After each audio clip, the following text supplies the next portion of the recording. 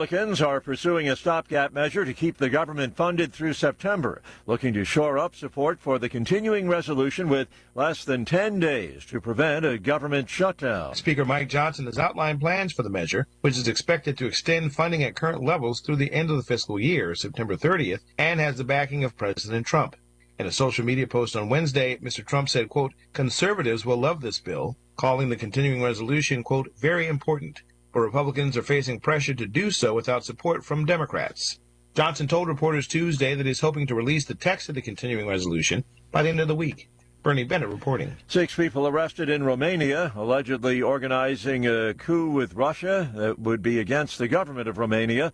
Police in the country say the aim was to undermine the sovereignty and independence of the Romanian state by politically undermining the country's defense capacity.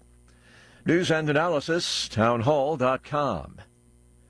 Congressman Darrell Issa nominates President Trump for the Nobel Peace Prize. In a statement, Issa said President Trump ideally represents what the Nobel Peace Prize should stand for. The Republican lawmaker from California added that not since President Reagan has an American president better represented the national resolve of peace through strength or the fundamental case for a world without war. If chosen, President Trump would be the 5th U.S. president to win the Nobel Peace Prize. Tasha Stevens reporting. A new Columbia University disciplinary committee is investigating students who have criticized Israel.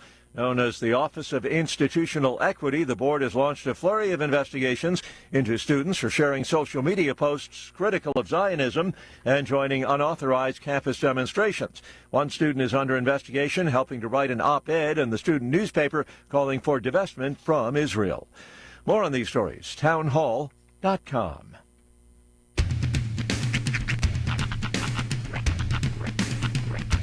What in the wide, wide world of sports is going on here? I promise you, whatever scum did this, not one man in this force will rest for 1 minute until he's behind bars. Now let's grab a bite to eat. Yeah, come on. I feel the hot wind on my shoulder and the touch of a world that is older. I hit the switch and check the number. I leave it on and then I slumber. I hear the rhythm ringing through it. Flamenco guitar and cumbia music. I hear the talking of the DJ. The travel listen, what does he say? I'm on a Mexican radio. I'm on a Mexican radio. Broadcasting live from high atop the J.P. White Building in downtown Roswell, New Mexico. It's Mornings with Mike Winters on 106.5 Roswell's Talk FM. Is that what I sound like when I talk? Now, here's your host, Mike Winters. And good morning, one and all. Welcome to Mornings with Mike Winters. I am he. That would be me, Mike Winters. Happy Thursday. Ah, yes. Not quite Friday. Not quite. It'll blow our way eventually. Yeah. By the way, if you enjoyed yesterday's weather, pack it in as a fond memory. Today is back to the suck. No. Back to the blow. The blow, yeah. And it sucks. But, yeah, happy Thursday. Mm-hmm. 30 kind of. It's just glum. Yeah, kind of feels gray. For cloudy out. Mm-hmm. Kind of dark. But happy Thursday nonetheless. Yeah. We got a chance of moisture. That's a good thing. I'll take it. Tamp down some of the dust. Tomorrow night, Saturday, good chances. Some of it in the form of snow, but I don't think it's going to accumulate. But it'll look pretty. You know, there's only so often that a commercial ad or a radio advertisement is 100% spot on accurate. Mm-hmm. The Roswell seed spot that we're currently running, it's pretty accurate. We are living in all 4 seasons right now. Yes. In 1 week. Mm-hmm. With 76, 700 mile an hour winds, rain, snow. 80s. A boob. We had it all. We've had it all in a week. So, happy Thursday. I did enjoy yesterday. I saw an article. It said, citizens of the DFW area wondering why their city is this color. I'm like, well, that's because We took dirt from Arizona and we politely gave it to you, Texas. Right. We flew some dirt in. Yeah. Hey, that's we ordered that in special. That's right. That's special Roswell flood dirt. Good. Got all them nutrients. Nutrients. That's right. It's got nutrients. Well, happy Thursday, everybody. Yes. Hope everybody's having a wonderful morning thus far. Got a busy weekend going on. We got basketball playoffs going on. We will be carrying basketball coverage for you. Of course, Goddard travels tomorrow night. We will have that game for you right here on the radio. We will not have video because it's the playoffs. Right. However, Saturday night, because it's Thursday, not Friday. Saturday night, Roswell High will have their playoff matchup here in Roswell at the gym. We will have live streaming video of that game. It will also be on the radio Saturday night as well. We're going to have a guest announcer calling the game from because I'll be here. They're gonna do a broadcast just for us. The Sammy C's folks, I think it is. His folks there, and then so we'll have that game. And I apologize. They told me the gentleman's name that's going to call the game tomorrow night, but I was driving and it went in one ear and I've since forgotten it. So, but Chim Richards. Right. I apologize. I was doing other things, but so we'll have that game for you. But Saturday night, we could have it may be Kelly's out of town. Art has a commitment, but he may be doing. But if he can't do the game, we'll have Dwayne Chase, which he's from Cruces, and he's called some games for us in the past. But he's going to come to town and call that game for us on Saturday. Great sportscaster name, by the way. Yeah, Dwayne Chase. So they'll join us and do that game for us here on Saturday. So either way, we'll have it for you. Yes, Saturday and tomorrow night as well. And then of course, whatever comes of those games, that's when they go, I guess, to Albuquerque after that for the rest of the tournament. And if they win this weekend, then they move on. If they don't, they do not, obviously. Right. So if they do win, then we will have whatever games they come hitting us at after this weekend and talk about the next rounds and who goes where and what, how and whom, what's, and all that. We will keep you up to date. But we will have basketball for you on the radio tomorrow night and Saturday night as well. Goddard girls tomorrow night, Roswell boys Saturday.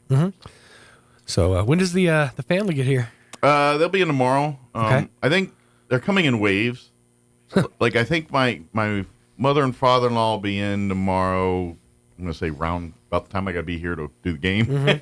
And then I think my sister, brother-in-law, and their kids and all that are coming like about 8 o'clock or so tomorrow night. I like your family's taking the Churchill approach. Yeah. We will send wave after wave. Right. Well, and it's like my in-laws, my mother and father-in-law, they have some business in Ruidoso tomorrow, so they're going to go down to Ruidoso, do their deal, and then come to Roswell. Whereas my sister and brother-in-law, they're waiting for the kids to get out of school and all that, then they'll pack up and head on down. Right. That's the reason for the waves. They're all pretty over the radio thing, right? I mean, you've exposed them enough times. Oh yeah. Does it still have like a little shine to it? Well, to be honest, it would be maybe for my sister and brother. They don't come down as often, but yeah, my in-laws, I doubt any of them listen. I could be wrong, but I don't think they actually do. No, I mean they might. I'll find out. My favorite response whenever people find out I'm on the radio is they go, "Oh, I don't listen to the radio." Like it's a backhanded compliment. It's not that I don't listen to you. Right. It's your entire industry I don't believe in. Thank you. I mean, I guess that's better. I do the same thing back when they say stuff like that too. Right. It's like, I don't read books. Yeah, I don't. Or I'll say something weird like that. I can't read. Yeah. Third grade education. Nate Bargatze. I haven't turned on a television since 1972. Nate Bargatze has this great bit where he talks about going to career day at his kid's school. Yeah. And how kids will like ask him how much school did you have to get, to do what you do. He goes, "You're good now. You can just walk out right now. You're good." You're right. Sometimes some careers is just right place, right time. Others, you got to learn things. So. Right. It's kind of. It turns out, mechanical engineers, a couple more years of school, morning show DJ. That's why I always tell people, take radio DJs' opinions with a grain of salt because they'll literally let anybody do this job. Come on, man. It takes a little bit of skill. It does. I joke. To casually sit in front of this microphone and not be all. Actually, in all fairness, pull back the joking curtain there. Sean, both I've had this. We have a career that there's always people that can tell us how to do it better. Mm-hmm. It's one of those jobs. Yeah, but because everyone's an expert because they've listened to a radio once. Right. So they kind of, or they tell me, well, I used to listen to so-and-so and they did this and all that. It's like, you realize I'm a radiophile. I've been listening. I've either heard it or heard something similar to it. Mm-hmm. In the course of my, 30 years here, I've been doing radio, it seems like. So my favorite one of those is when somebody once told me, trained monkeys could do your job. My response was, well, they have to train them first. Right? Keyword trained. I just rolled out of bed and I'm here. No special training right here. Non-trained monkey. See, right here, opposable thumbs. What's up now? But it is funny. I did have one of these moments. I'll share it with you. I saved the names to protect the innocent, but I will share one of these moments that happened many, many moons ago in my radio career. We had hired a salesperson to work for us. And the salesperson was a nice enough person. Mm-hmm.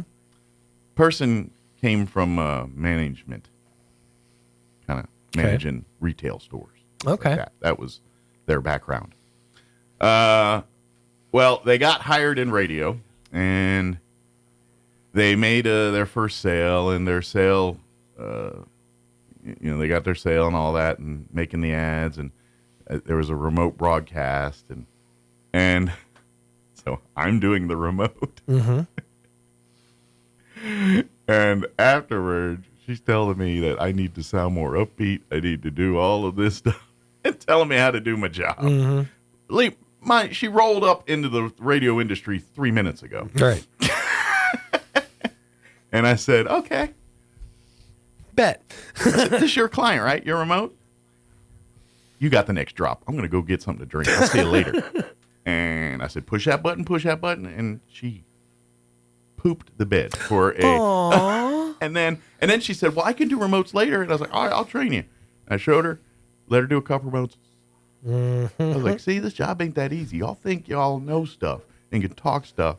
But you turn on a mic. Some people turn on a mic and they just... Like, I'll never... And then we got to get going. Right. We're just glad-handed at this point. But I told, my father. Right. My father is a man. I've never met a man that could talk more than my father. Mm-hmm. He would talk just to talk. He wouldn't even have an audience or have things to say. He just would talk. And so, he's that guy, everyone's watching TV, and he just decides to bring up a conversation, not even relevant to the programming whatsoever. It's like, dude, read the room. Everyone's dead silent watching a show, and that's the time you decide to pick your weird story about wood. You know what I like? A good pistachio. So that was my father.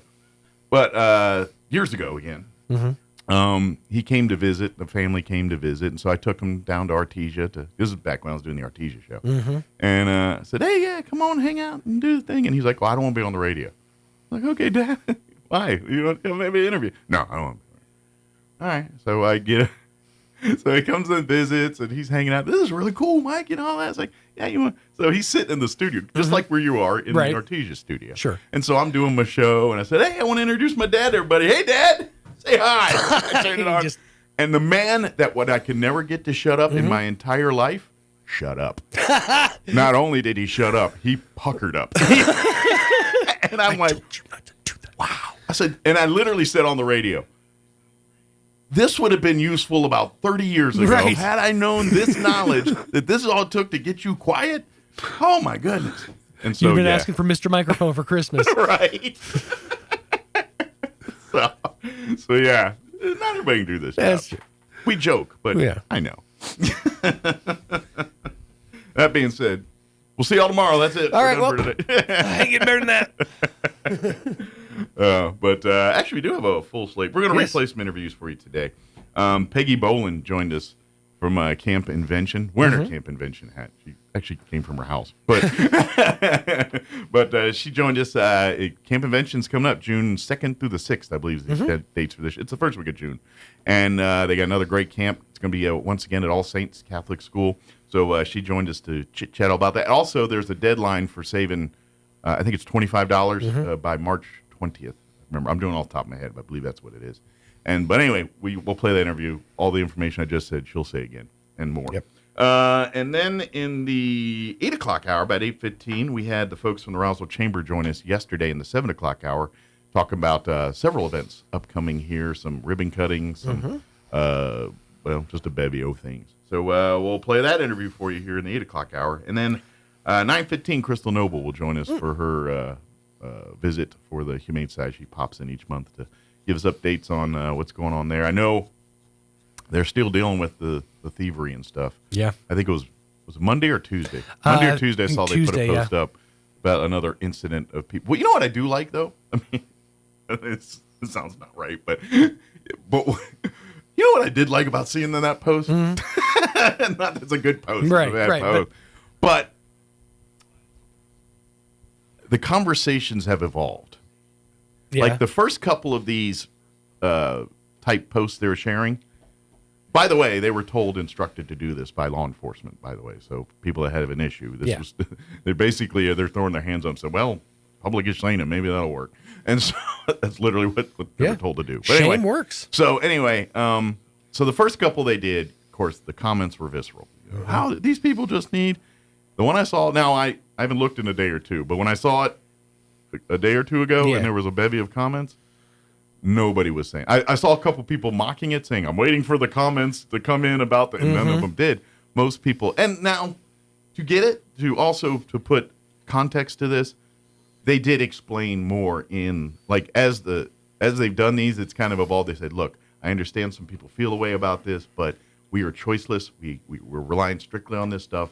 This is the only way we can do to combat this. Yep. Please help us. Right. And people are getting less visceral and saying, yeah, you're right. This is sad. And we should, I understand people have situations and people need things and people will do things to get that. I get it. That's humanity and all that. But at the same time, you can't just say, oh, just because you're poor, go ahead and loot and do what you want to, just because you have a disadvantage. Right. You can't just green light that either. It does. It always makes me chuckle when I go into those comments and somebody's like, Aunt Mary, is that you? Right. And like have her full name on there. It's totally like hyperlinkable. Yeah. Plus, we live in Roswell, people. People, I saw what you did on Facebook. Right. This is not. I mean, we're a decent sized community, but we're still. I mean, bad gas travels fast. You know what I'm saying? Yeah. Yeah. So, it is. It's like, so. I'm just saying. It will blow up back in your face. Twill indeed. Yeah. Let's do this. It's 7:21. Yeah, I need to get the hour going. Let's take a look at your weather. Sorry, it's not good. We got wind advisories, red flag warnings. The hits just keep on coming. We didn't do it. Yeah, it's not my fault. I'm meteorologist Steve Hamilton with your Pecos Valley weather. Low pressure passing to our north. All we'll get from that system is gusty wind up to 45 miles per hour today. Mix of sun and clouds, and we're in the mid-70s. Overnight, still pretty breezy, mid-40s on the low, and we get clear skies, and then a little windy on Friday. We're in the upper 60s to about 70 and sunny. Rain and snow showers Saturday, sunny Sunday. I'm meteorologist Steve Hamilton, and that's your latest forecast. Thank you, Steve. Currently 46 degrees here in Roswell. Humidity is at 38%. Winds currently out of the south at 8 miles per hour. Enjoy that. That will change. We do have a wind advisory that's going to kick in at 2 this afternoon, remaining in effect through 6 p.m. Also, the red flag warning will actually get underway at 10 a.m. this morning, remaining in effect through 7 p.m. today. I expect areas of blowing dust this afternoon. Mostly cloudy, high of 76 today, so it will be warm, but the winds will be out of the south 10 to 20 this morning, increasing 20 to 30, gusting as high as 40 miles per hour later today. Tonight, we're looking at patchy blowing dust before 7, mostly clear, with an overnight low of 43. Winds will be breezy out of the southwest, 15 to 25, gusting as high as 35 miles per hour. Friday, sunny, highs near 70. Winds will be breezy out of the southwest, 10 to 15 early, 20 to 25 by Friday afternoon. Friday night, we're looking at chances of moisture, a 20% chance of rain showers till about 2 a.m., then it changing over to a rain-snow mix between 2 and 5, and then just shifting over to snow showers after about 5 a.m. Granted, there's only a 20% chance of all that, but that's what they're saying. Partly cloudy, overnight low of 34, west winds 15 to 20 miles per hour. They will drop down 10 to 15 after midnight Friday night. And then Saturday, we're looking at a 50% chance of moisture in the form of scattered snow showers till about 8 a.m., then scattered rain and a snow mix till about 11, and then a chance of just rain after 11. Mostly cloudy, 46 for a high on Saturday, so a lot cooler with north winds at around 15 miles per hour. Saturday night, partly cloudy, 27 for an overnight low, and then sunny and 64 when for your Sunday, sunny and 72 when you head back to work and school on Monday. But we got a little bit of everything here over the next couple days. All right, 7:23. Let's take a 3-minute break. Then we're going to play our interview with Peggy Bolin, talking camp invention. Don't go away. You're listening to Mornings with Mike Winters. Have you ever heard the phrase, he's too smart for his own good? That's a perfect description of Solomon. God had blessed him with the highest amount of wisdom ever known. Because of his wise choice to ask God for wisdom rather than everything else, God blessed Solomon with amazing riches, prosperity for Israel, and peace for his nation. How could he not be satisfied with all that God had given him? He had it all, yet it didn't seem to be enough. His personal desire for the things God had forbidden outweighed his loyalty to the one true God. Do you ever find yourself in the same place? You know what God wants from you, but your selfish desires have pulled you far away from God's will for your life. When Solomon dedicated the temple to God, he asked God to forgive he and his people when they sinned because he knew they would. No matter how far you strayed from God, if you truly want to change, he wants to forgive. He wants you to be his. You just have to come and take that step. Join us at the Country Club Road Church of Christ for worship at 10 a.m. on Sunday, located on the corner of Country Club and Washington in Roswell. Attention Goddard Rocket fans! When you have a history of greatness, the real challenge starts after the finish line. When victory alone isn't enough, raise your bar, keep dreaming, and go beyond the limits that you thought possible. The new 2024 Honda Ridgeline Passport and Pilot, part of the Roswell Honda Rugged Trail Sport lineup. Roswell Honda, proud supporter of all Goddard High School sports. Hi, I'm Chef Anthony Noble at the Valley Cafe located at 801 West Brasher in Roswell. We want to welcome you for dinner 5 to 8 p.m. weekdays, except Wednesday we close at 2 p.m. If you haven't tried our food yet, I hope you come try one of our dinner entrees, pasta, soups, salads, burgers, and sandwiches, and our weekly specials as well. Let me make you great dinner. Visit the Valley Cafe at 801 West Brasher, the Orange Building across from Church on the Move in Roswell. Can't see us in person? Find our full menu on DoorDash, Grubhub, and Uber Eats. Have you spent a lot of time trying to whiten your teeth with no real success? Here at Carabelli Dental, we have a solution. Get that perfect smile you've always wanted with veneers. Veneer treatment is quick and minimally invasive and will provide you with a confident smile in just a couple easy steps. You deserve to love your smile, so don't let another day pass you by without calling us to start the smile design process. Come see the team at Carabelli Dental at the corner of 9th and Main in Roswell or call 575-622-4455. The 2024-25 junior college basketball season is drawing to a close, but you still have 2 opportunities to see your NMMI Broncos this season. Monday, New Mexico Junior College pays a visit to Cahoon Armory in a battle of New Mexico junior colleges. And on Thursday, the season concludes with Western Texas College. Tip-off Monday is 7 p.m., Thursday, 6:30 p.m. Come watch your NMMI Bronco basketball team one last time this season. Your support is greatly appreciated. A Greek-Canadian man invented the Hawaiian pizza. His name was Tex Colorado, and he was from Detroit. Here's Mike Winters.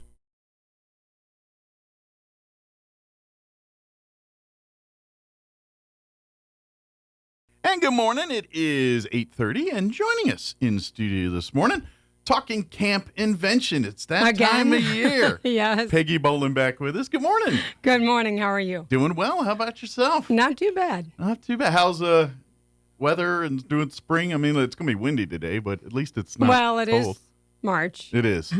And at least it's not. You're right. At least it's not cold. Although I like the cold. I hate the heat. Yeah, I will. Well, I don't mind the cold. It's the wind. Yes. Give me cold with no wind, and I'm fine. That's you true. throw 10 miles an hour in it, I want nothing to do with it. Yeah, that's true. But I'm just curious, you've been because I know you do a lot of STEM stuff. You work in various things and teaching and all that. Mm-hmm. You've been doing any fun projects here before we talk about Camp Invention? Because you're always working with kids and launching rockets and doing all kinds of stuff. So. Right. Well, I did circuit boards with the students this year. I got some donated from AARL. Okay. American Amateur Radio League, Okay. I think. I got you. I also was able to raise some funds and totally transform the science lab that was there before at All Saints, and now it's an actual science lab. Nice. It's beautiful. So you're just going to town. Yeah, it's a great. Well, if you want a chance to experience a little of that on your own, then you need to pay attention. Camp Invention's been going on for how many years now? 20, 15, between 15 and 20. I mean, here in Roswell, like 15. This would be my 16th year. 16. I know it's between 15 and 20. I was like, it's somewhere in the teens. I'm not sure which. Has it hit 20 yet? I don't know. But hasn't hit 20. I think I want to say 16. It's been a lot of years now, and it's a great. This is a national camp. There's camps like Camp Invention camps all over the country. It is put on by the National Inventors Hall of Fame. Yes. They're the ones who've created this camp and created the concept for this camp. Peggy has been, for the last 16 or so years now, been bringing this camp to Roswell, New Mexico. And it's always there in June. This year it's going to be June 2nd through the 6th. It's always the first full week in June. First week in June. Yep. Back again this year at All Saints Catholic School. And this is really for elementary age kids, from kindergarten all the way up through 5th grade to get through. Well, those entering kinder are all the way up to entering 6th grade. Yes. They get to work on a week of STEM projects. There's usually 4 different modules, and there's different.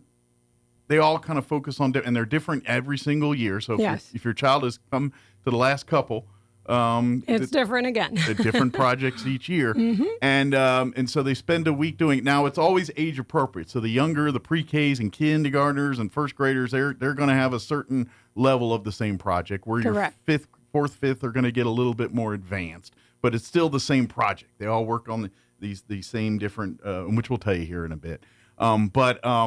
It's fun. It's all, and it's all different stuff. Some of it's about entrepreneurship. Some of it's about, STEM and that kind of thing. Physics. Some's about, each one's a different, science and math and engineering and technology. It all kind of fits in the different ways, and a little art's in there too. So it's more STEAM than STEM. They're bringing in more STEAM. Correct. Yeah. And so it's, and kids love it. It's a full day of fun. You bring the kids in the morning, you drop them off, they work, and then in the afternoon, and I guarantee you're going to have a dinner of them just telling you all kinds of stories and fun things. And them going to bed early because they're very tired. And they're tired. The camp, like we said, will run June 2nd through the 6th. The camp is from 9 a.m. to 3:30 p.m. each day during that week. The cost for the camp is $290. Correct. And that's before discounts and everything that we're going to tell you about here. Good news is the Inventors Hall of Fame offer discounts. Like, since we're early in the game, this is why the early bird gets the worm here. If you sign up now before the end of the month here, March 30th. Well, March 20th. Or March 20th. March 20th. Oh, I was looking at March 30th on here. Oh, 20th. 20th. I'm sorry. My eyes are Yeah, I was going to say new glasses maybe. Yeah, March 20th. I'm sorry. If you enter a code FUN25 when you do the checkout, and we'll tell you all about that here in a bit, you'll save $25 off of that, but you got to get it done before the 20th here. And that's a meal at McDonald's. What's that? That's a meal at McDonald's. That's right. It is a full, like one value meal is like $20 now. So, but and here's another thing too, and this is something Peggy's been offering for years. If you're thinking that I need a little bit more help than that, we can help. Thanks to generous donors. Folks over the years have been donating, and we continue to donate, and we'll need to continue to donate money. And when people come and say, hey, I want to do this for my kid, but $225 is a lot of money for a week. I can't afford that. Well, she said, well, let me help you with a partial scholarship. And all you need to do is call Peggy direct, and you won't normally when you can go online to the Mentors Hall of Fame website and sign up and enter and do everything on your own. Right. But if you need a scholarship, if you need some help here, you will not go through that process. We'll just have you call Peggy direct. Peggy will talk to you and see what. Now, there is a rule. Peggy will never give full scholarships because she wants the family to investment. Because unfortunately, she's experienced in the past where they give scholarships and then the child doesn't participate and it's kind of wasted money and wasted. And we don't want that. So we want a little skin in the game from the parents too. Mm-hmm. So it doesn't have to be a lot, but whatever we can afford, or whatever. That's the conversation, right? Talk. Let's see, and if you got multiple kids and things like that, there's discounts through the website, but also through scholarships here if we need to work on that too. And they actually have payment plans too. Excellent. So you can work out a payment right, plan. because payment plans are available online at invent.org/CI-SAVE. As long as you that's a new thing this year. That's good. I imagine as long as it's paid off by the second there, by the time the camp starts and everything else. So yeah, you're I'm good not to sure go. when it's supposed to be paid off. Good deal. But again, you can go to invent.org/camp. That's kind of the link there. Or if you just go to invent.org, it'll get you there too. But you'll find a link that says find a camp near you. You click on that, you'll type in Roswell or our zip code or something that kind of gives us a locator. And there'll be one camp that pops up. You put in the right information. We are the only, and not it'll be Roswell, the one Georgia. in Roswell. Roswell, New Mexico. And so then you can click that and you can register and do all that. Now, also, while you're there, Peggy's going to tell you kind of what that's going to do at this year's camp. But if you kind of want to watch more videos and see a little bit more firsthand on these projects, you'll find all of that at the website too as well. So if you want to get the kids excited, you can show them those videos and things like that to kind of give them a teaser of what they're going to be doing that week. And they're about a minute and a half. Yeah, very simple, module. very either.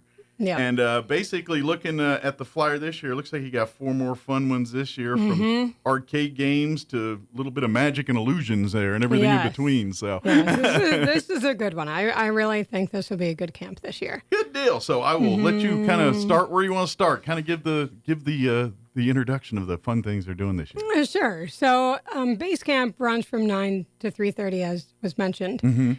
We do have an early bird though, in case people can't. Like if your work schedule, working, it's like I got to get them in before 9. It's an additional cost, but you can bring, and it's basically more camp, but it's not taking away from the other camp. Like if you're just doing the normal program, you're not missing anything by doing this. Right. Correct. But at the same time, the kids aren't just sitting there staring at the wall for 2 hours for you to pick them up. They're doing activities. They're doing STEM-related events and things to keep them occupied until you can pick them up or till the camp begins for the day. Right, and that starts at 7:30. I mean, you could drop them off later than that, obviously, but it starts at 7:30 and as ends early at as 7:30 you can bring them in. And then as late as 5:30 you can pick them up. So that's really handy, except for Friday afternoon we don't have that. Yeah, that's kind of everyone, because the last day is the big presentation day. The kids show up. Well, we off don't actually do the presentation. They don't do anymore. that? Okay. It's just kind of a big last hurrah day. Kind of right. Right, but we have to clean up. Sure. That's why. Well, the church and school are very accommodating, but they do ask that you take care of their facilities. Exactly. So anyway, there's 4 modules. The first one's called Claw Arcade. Campers unleash nature-inspired creativity to make their own claw machines with unique prizes. Nice. I know. I thought that was just really like the cool. ones you see at Denny's or Pizza Hut or whatever. Yeah. Then give a confidence-boosting pitch to hook investors. Yeah. So there's the entrepreneurship. Yeah. And then you can learn all the tricks too, I'm guessing. Yeah. Because I'm sorry, those machines are set up so you to take your money, not there's a reason. Give you a plush bear. Exactly. All right. So the second one's called, I love this one. It's called Penguin Launch. Okay. Campers team up for an eco expedition as they investigate Antarctica with a robotic assistant. It's a little penguin. It's super cute. And then design launchers to propel plush penguins across snowy landscapes. Oh, cool. So when it's 110 degrees outside, they're going to be pretending they're in the Antarctica. Right. Learning about penguins in Antarctica and learning a little bit about launching things and stuff, too. So that's pretty cool. Yep. So a little physics and a little engineering in there, too. And then the next one's called In Control. And this one I like as well because I love doing road trips. Campers take the driver's seat on the ultimate road trip as they design a custom control panel and navigate their journey with help from GPS and AI tools. Nice. So they kind of learn circuit boards, that kind of thing. Plus, they get to learn adult skills. You know, like planning trips and that kind of stuff, and learning those, how to navigate life a little bit. Which that'll serve them well. Right. Because someday they're going to be that person. I And the know, kids are in the behind back. the wheel. Are we there yet? Are we there yet? Okay, and the fourth one's called Illusion Workshop. When they explore the science behind special effects, campers uncover optical illusions in movies, art, and animation before building their own moving props. So this could even inspire the creative side. These Oh, kids yeah. that like Yeah, to make there's a lot of- movies or want to make art in, whatever, digitally or any. There's a lot of tricks, tools, and things to learn in there. And so, Right. So all you aspiring movie makers might want to check that particular workshop out. Right. So, That's what I said. All of these seem really good. yeah. And I've got 4 very strong staff members that have been with me for a few years now. One has been with me, well, there's 16 years, I think. It's Okay, 16. so almost There's got- only 1 year, 2 years that she didn't, or 1 year. But anyway, I mean, these people are strong. They dedicated. Well, and this They're is dedicated. and this is kind of the proof of what we've been saying. It's been going on for 16 years ish Or so. around here in Roswell, and it grows every year. Now, here's the thing: this camp is capped at 75 folks. Yep. We can't take any more. It's just too many moving parts to have more than that amount I'm of getting students. old, too. And It's been a long it will time. detract from the experience for the kids if we make it any bigger than that. So we got to cap it at a hard 75. Mm-hmm. That being said, if you wait till June to try to get in on this camp, you're probably going to be I'd be really missing the boat surprised if here. it's not full. We need to get March and April are the months you need to lock it down. Mm-hmm. Yeah. These are the months and if the earlier you do it, you can save more money. I don't care. Like every single person that's applying for camp right now should put in the fund 25. I don't care if you're a millionaire or you can't rub 2 nickels together. I'd like to do something $25 cheaper. Yeah, You know what I mean? exactly. Excuse me. So go ahead, talk with your kids this week, get them all excited, then register here before the 20th, save the $25 there, and then you're registered and good to go. Now, that being said, you're like, man, $260 65 is a lot of money. I got plus they got soccer, they got this. I get it. Mm-hmm. Call Peggy direct. Call her. Trust me, she will help you. We'll work it. We'll work Yep, it. we'll work this to out. get this happening, because the last thing we want is a child to miss an opportunity to do this because of dollars. That's Right. not going to be the reason a Right. kid doesn't get to go to do this camp. And what I want to tell you is, I don't care what your kid is into. They're going to find excitement and fun in this. And, right. You don't see self. and the beauty of what this Yeah. camp is it presents the math and the science, and it introduces these kids in a way that they're going to want to learn more about it. I get it. When it comes to math and science, you got to know the formulas. You got to know the actual structure, Mhm. and that can get very dull and very dry and very confusing. But if you give it and present it a way that says, see, if you know this, you can make this. And you show them, and that's what this camp's all about. It's like, look, this is why science is important. This is why math's important. This is why engineering is important. Because if you, no matter how creative are, you still need the math to get to creative. If you're very scientific, you need a little creative to get to the science. All science, you need the mesh. You need a little art, and that's what this camp does a beauty of. It shows science in all of its science, but it presents the art of science and why, what you can do with science. And that's why I love this camp, because I don't think there's a tool that expresses something that can be very boring in a very cool way to Right. kids. That's Right. what this camp is so good at. And that's where the disconnect is. When we talk about math, you start talking about equations and throwing letters in it and this and that, and most people are like, I don't, what? Yes, exactly. And now these kids at a young age, as early as kindergarten, could be going in there and learning this stuff, and they're saying, see, this is why they do math, so I can make this amazing thing, or I can, oh my goodness, I didn't realize if I know this math, that's going to create movies. That's going to allow me to paint this picture or whatever it is. And that's what this camp shows. It says STEM is everywhere. Right. Right. And you can like it too. We all like STEM. I look at it as history. If people say I hate history, I'm like, no, you don't. You just don't like what, how you were taught in school. You spent your whole day on Twitter or on TikTok studying history. It's just modern history. You just don't. It's history. We all care. It's just how it's presented to you. Right. And that's what this camp does. It presents science, math, engineering, technology, art in a way that kids will embrace it, look at it as a fun game-like thing, and don't realize they're learning and formulating their futures. Right. And it's a lot of team building, a lot of creativity and collaboration. And then you get the social skills side. So if you got homeschools kids, this is a great, because like I said, them and 74 other kids are going to be hanging out together for the week. And it's there's a lot of group activities. And so they gotta problem solve together. They got to work together. These are skill sets they're also going to be learning as the week progresses. Right. Exactly. Yeah. And there is one component I wanted to mention that's middle school. Okay. Yes. Those entering 7th through 9th grade, we do have some spots available, and it's $100 off, so it'd be $190. Yeah. And this is for those kids that kind of a little bit too, obviously middle school age, but they still want to do the science. But now we say, you know what? We're going to make you like an adult like us, and we're going to help you. Now they're not full-on adults. But right, they're not leadership interns. Those are the high school and college kids they're that kind of like a counselor in training kind of thing, where they assist.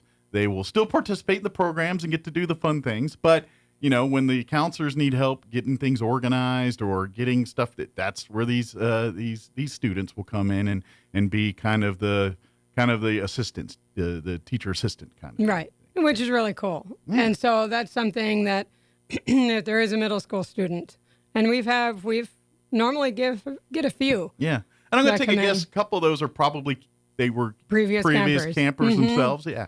And so then they become leadership interns in high school. Yeah. And that's what I'll say. And next thing you know, they're imagine a few of your full-on staff were probably campers at one point and became, in training. And now they're part of the counseling staff now. Yeah, it's crazy. Yeah. I mean, because I've been doing it so long. As I say, and this is something too that I want to point out the quality of this thing. It's been, like you said, it's growing every year. And we're at the point where like last year you had 90-some students and you said. Well, the year before I had 134. Yeah. And it's growing and it's just too much. It got to a point where when it's that many kids, it doesn't give a full experience for some of these kids. And that's why you're saying hard 75 this year, no matter what. That way, it's the optimal experience for these kids. They get to do the full thing. We do not have to short time anything because we got so many kids to get through everything. Well, actually, we had double the staff, though. So the kids did experience, and it was really good at 134 or whatever it was.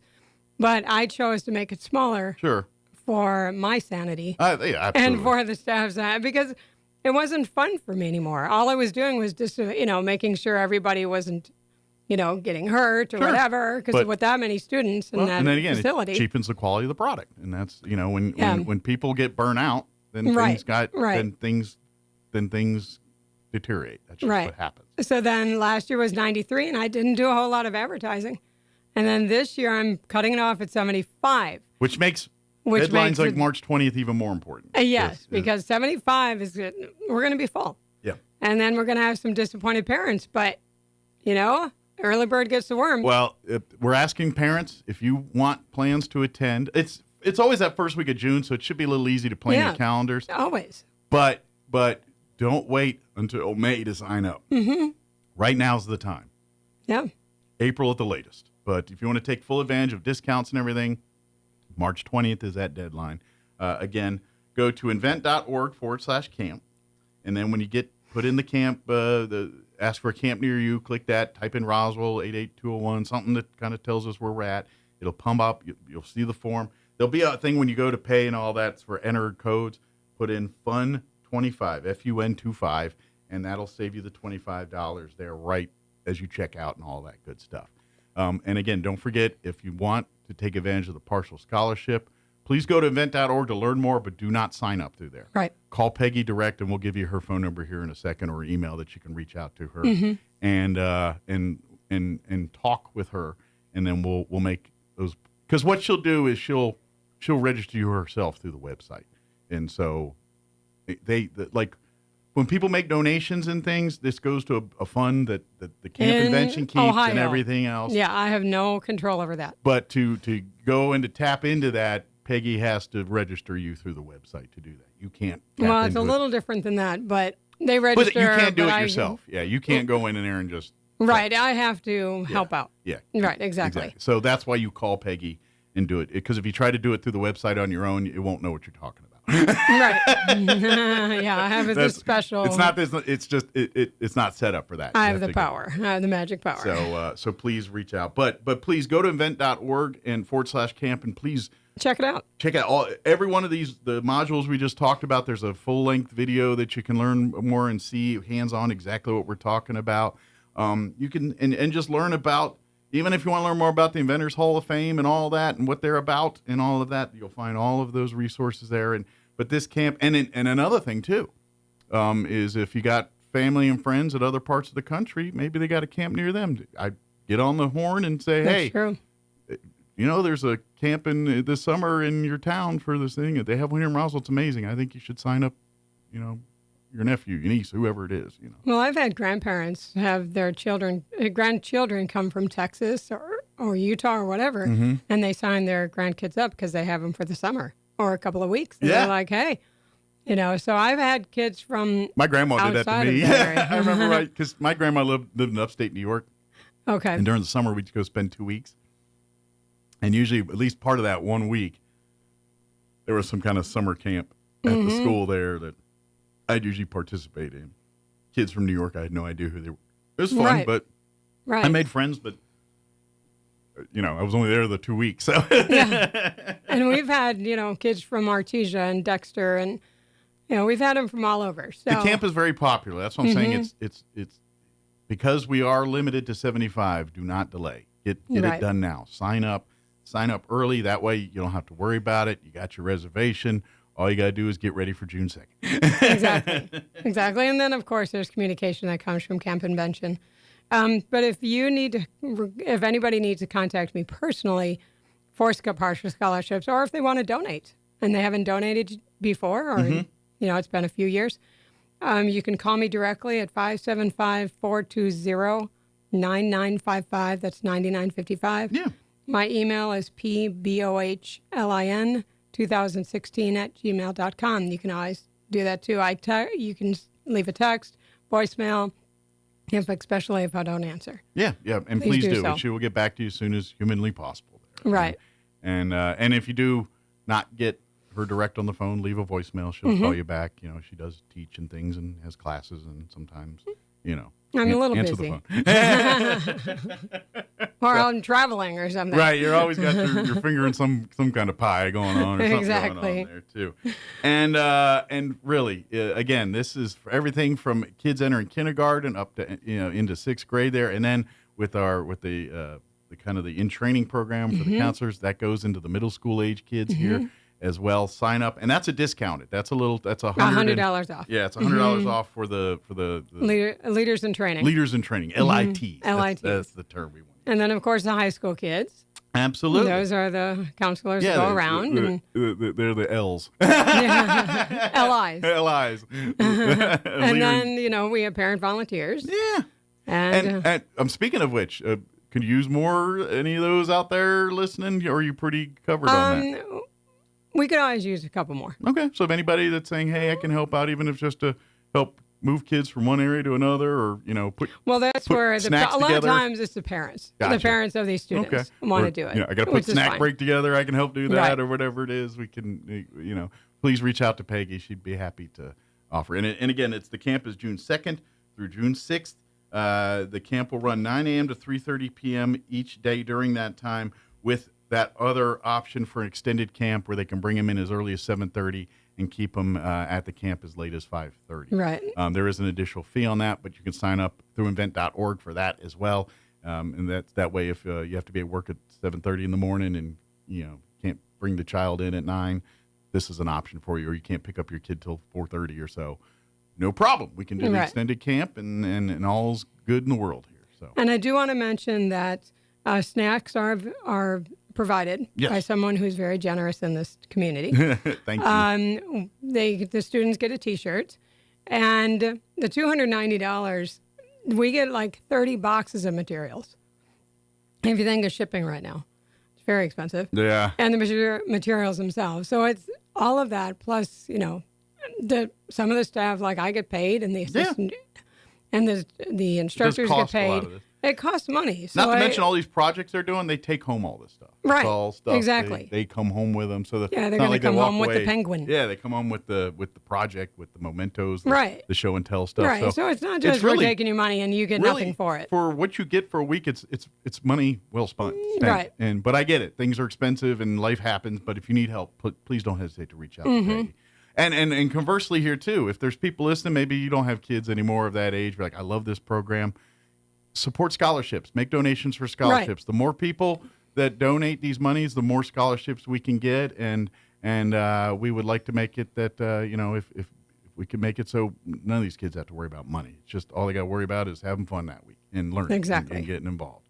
And that's the end game here. So if you think you want to do your little part to make our future bright, donate $100 or two towards a kid to go to camp for a week. I have somebody who donates $25 every year. Yeah, love it. It's like, thank you. It's very much appreciated. Yeah, every little bit, because that helps. Yeah, you get 20 people giving $20. That's a kid going to camp. You know what I mean? That's just how it works. It's every many hands in this situation. Exactly. Again, invent.org/camp is the website. Call Peggy direct here if you have any questions, but more about the scholarship information as well. 575-420-9955, or email her pbolin, PBOHLIN 2016 @gmail.com. Good deal. Did we get it all? Yes, just to remind you that it's for kids entering, because on the flyer it says K to 6th. Yes. It's for students entering kindergarten to 6th grade. So they're going to be a kindergartner here in the fall. Come on Very down. Good. Yep. It's at All Saints Catholic School. We don't teach them any curriculum from that school. It is non-religious. It is all STEM. Exactly. It's all STEM. It's June 2nd to the 6th from 9 to 3:30. And thank you to All Saints for being home once again to this great program. That without that, none of this happens. Right. So we thank you needed to a All facility. Saints Catholic School for being awesome hosts for this. Exactly. So, good deal. Well, thank you, Peggy. As all always, right, thank you. We'll see you next time. Yep. All right, 8:59. Let's do sports before news here. Don't go away. A man for an unsuccessful plot to have his wife killed. John Green was found guilty of hatching the plot after authorities said he paid a prison cellmate's bail so that he could leave the facility and kill Kim Lark, a local doctor and Green's wife. Green wanted a man named Greg Markham to break into his Carlsbad home, hide, and wait for Lark to return home, then force her to overdose on fentanyl so he could cash in her life insurance policy. Prosecutors said Markham took advantage of Green and used the money to get out of jail, but never went through with the plan. New Mexico Representative Yanira Gurola is fighting for more bilingual education in public schools. Gurola is a former bilingual teacher in Albuquerque and immigrated to the U.S. from Chihuahua, Mexico. She now works for a nonprofit group that travels internationally, helping schools develop dual language instructional programming. You're up to date. I'm Jared Sorello. It's time for the Chaffetz County Sports Report. We told you all about baseball yesterday, and a lot of the local teams have already played one or two games, but not the softball squads. They really haven't started up yet. Roswell High will get its chance coming up this Friday and Saturday at the Cleveland Classic in Rio Rancho. Roswell starts with the host Cleveland Storm Friday morning at 9:30, and then we'll take on Raton at 1:30 in the afternoon. Saturday is scheduled for the Coyotes against St. Paul Pius at 9:30, and then against Piedra Vista at 1:30. For Goddard High, they'll be playing a couple of games on Friday as well. They're 0-0, and they'll be playing a team that's actually played a game. Los Lunas is 1-0. That starts at 4:30 Friday afternoon. Then Goddard will play Hobbs starting at 6:30. The Sports Report brought to you by DSI. Call DSI for all your office technology needs. I'm Eric Butler at Roswell Talk FM 106.5. With the Wall Street Business Report, I'm Bernie Bennett. President Donald Trump is granting a 1-month exemption on his stiff new tariffs on imports from Mexico and Canada for U.S. automakers. A day after slapping 25% tariffs on imports from Canada and Mexico, the president is delaying the levies on Ford, General Motors, and Stellantis for 1 month. Press Secretary Caroline Leavitt said the president spoke with leaders of the big three automakers. They requested the call, they made the ask, and the president is happy to do it. It's a 1-month exemption. That's Greg Cluxton reporting. Leavitt says the president's reciprocal tariffs on imports are still scheduled to take place in April. Makers of the popular obesity treatments Wegovy and Zepbound are cutting prices for people without insurance. Stocks climbed Wednesday after President Trump's address to Congress Tuesday night. The S&P 500 rose 1.1%, as did the Dow. The NASDAQ gained 1.5%. For the Wall Street Business Report, I'm Bernie Bennett in Washington. Injury, surgery, or illness can set you back, but you don't have to recover alone. At Artesia General Hospital, our rehabilitation services team provides physical, occupational, and speech therapy to help you regain strength, mobility, and confidence. Take the next step toward recovery. Call 575-736-8174 today to schedule an appointment and get back to living life to the fullest. Edge Safety and Services LLC in Artesia, New Mexico has an immediate opening for a safety technician. Position requires a clean driving record and must be able to pass a drug and alcohol screen. Edge Safety offers great pay with IRA benefits and employer contribution towards health benefits. Please email resumes to edgecoding@yahoo.com or apply in person at 402 West Main Street inside the Edge Safety and Services facility. Edge Safety and Services LLC is an equal opportunity employer. The great one, Mark Levin, is now in Roswell on 106.5 KEND Roswell.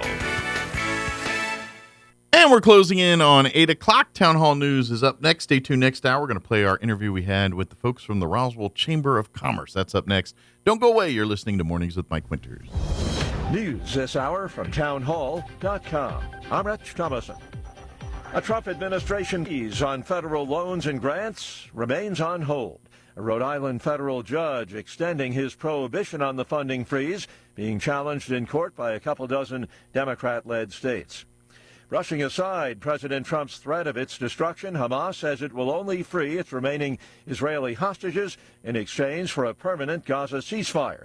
In the meantime, the White House confirms talks and discussions are now underway. Press Secretary Caroline Leavitt said President Trump supports the dialogue between U.S. officials and Hamas. He believes is good faith effort to do what's right for the American people. Leavitt declined to provide details on the talks, but noted that there are American lives at stake. She also said Israel has been consulted about the direct engagement with Hamas. Greg Clugston, Washington. U.S. automakers getting a temporary reprieve from the 25% Trump tariffs, White House Press Secretary Leavitt. We spoke with the big three auto dealers. We are going to give a 1-month exemption on any autos coming through USMCA. Reciprocal tariffs will still go into effect on April 2nd. Some European leaders waking up to the reality of their countries having to shoulder more of the responsibility for their own defense. French President Macron is sounding an alarm. The BBC's Hugh Schofield in Paris. This was a president seeking to make the French understand the unprecedented gravity of the current predicament. A continent, Europe, for the first time since World War II, obliged to fend for itself. He said he hoped the alliance with the US would survive, but the French and Europeans had to prepare to go it alone. This would mean reindustrialization and defense and the raising of huge amounts of money. EU leaders holding an emergency defense summit in Brussels. On Wall Street, the Dow down 463 points. More on these stories at townhall.com.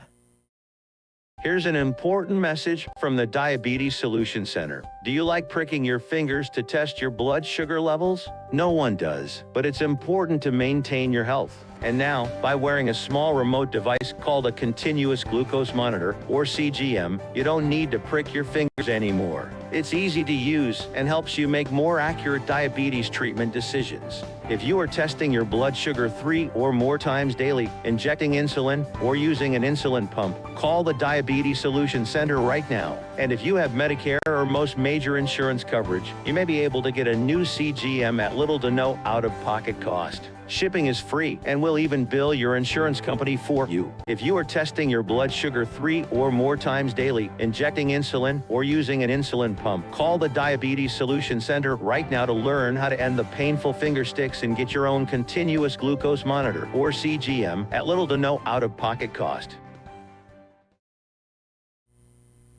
French Defense Minister Sébastien Lecornu says France is providing military intelligence to Ukraine after Washington announced it was freezing the sharing of information with Kiev.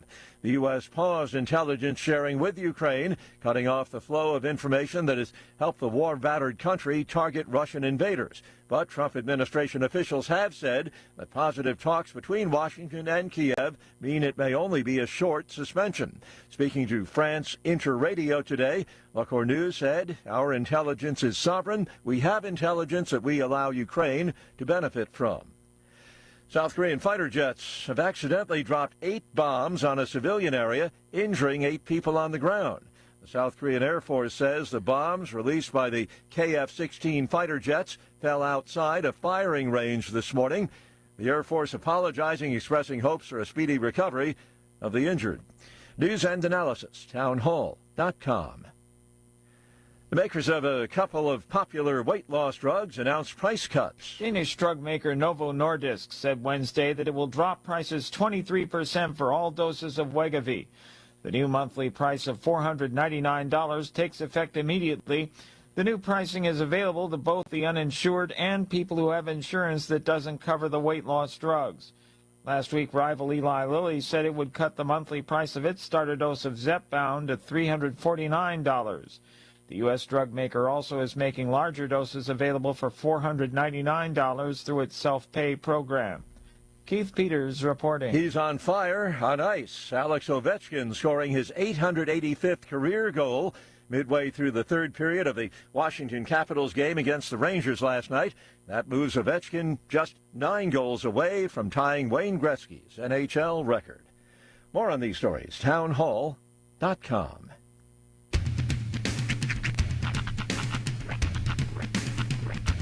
What in the wide, wide world of sports is going on here?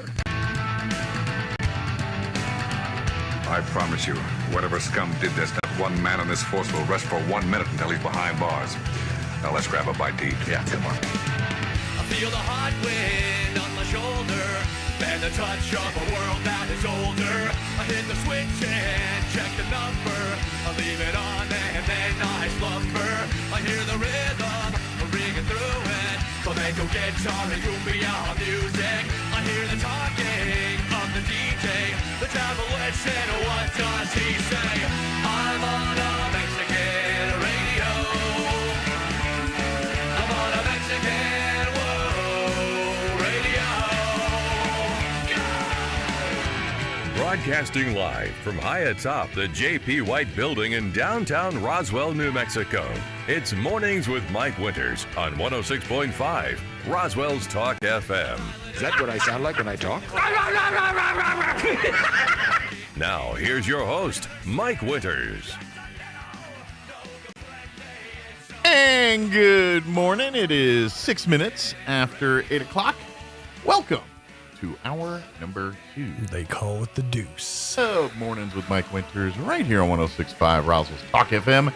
Happy Thursday, everybody. Yes. Normally I don't talk hockey, but he mentioned the news, so I'm going to do it anyway. Talk hockey? Yeah, just for a second. Oh, talk hockey. Yeah. I thought you said talk cocky. No. Like I don't get all cocky. Talk hockey. Okay. Sorry. Could have Could have gone a couple of different directions. All right, Mike's about to flex real quick. Hold on. No. I just found it. They mentioned in the news there about Alex Ovechkin scoring his 800th goal, and now he's 9 away from tying Gretzky's all-time record. Really? It's a big deal. He's in the Caps are kicking butt this year and everything else. But there was a bit of TNT alienated some Caps fans last night. Oh, yeah? Because TNT was carrying the game. Mm-hmm.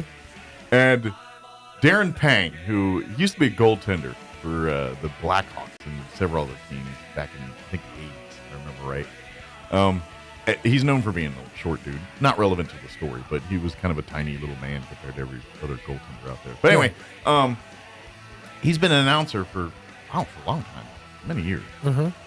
And he's, I guess he works for TNT now. And during the broadcast, now it may have been taken out of context, but he basically called Alex Ovechkin a one-trick pony.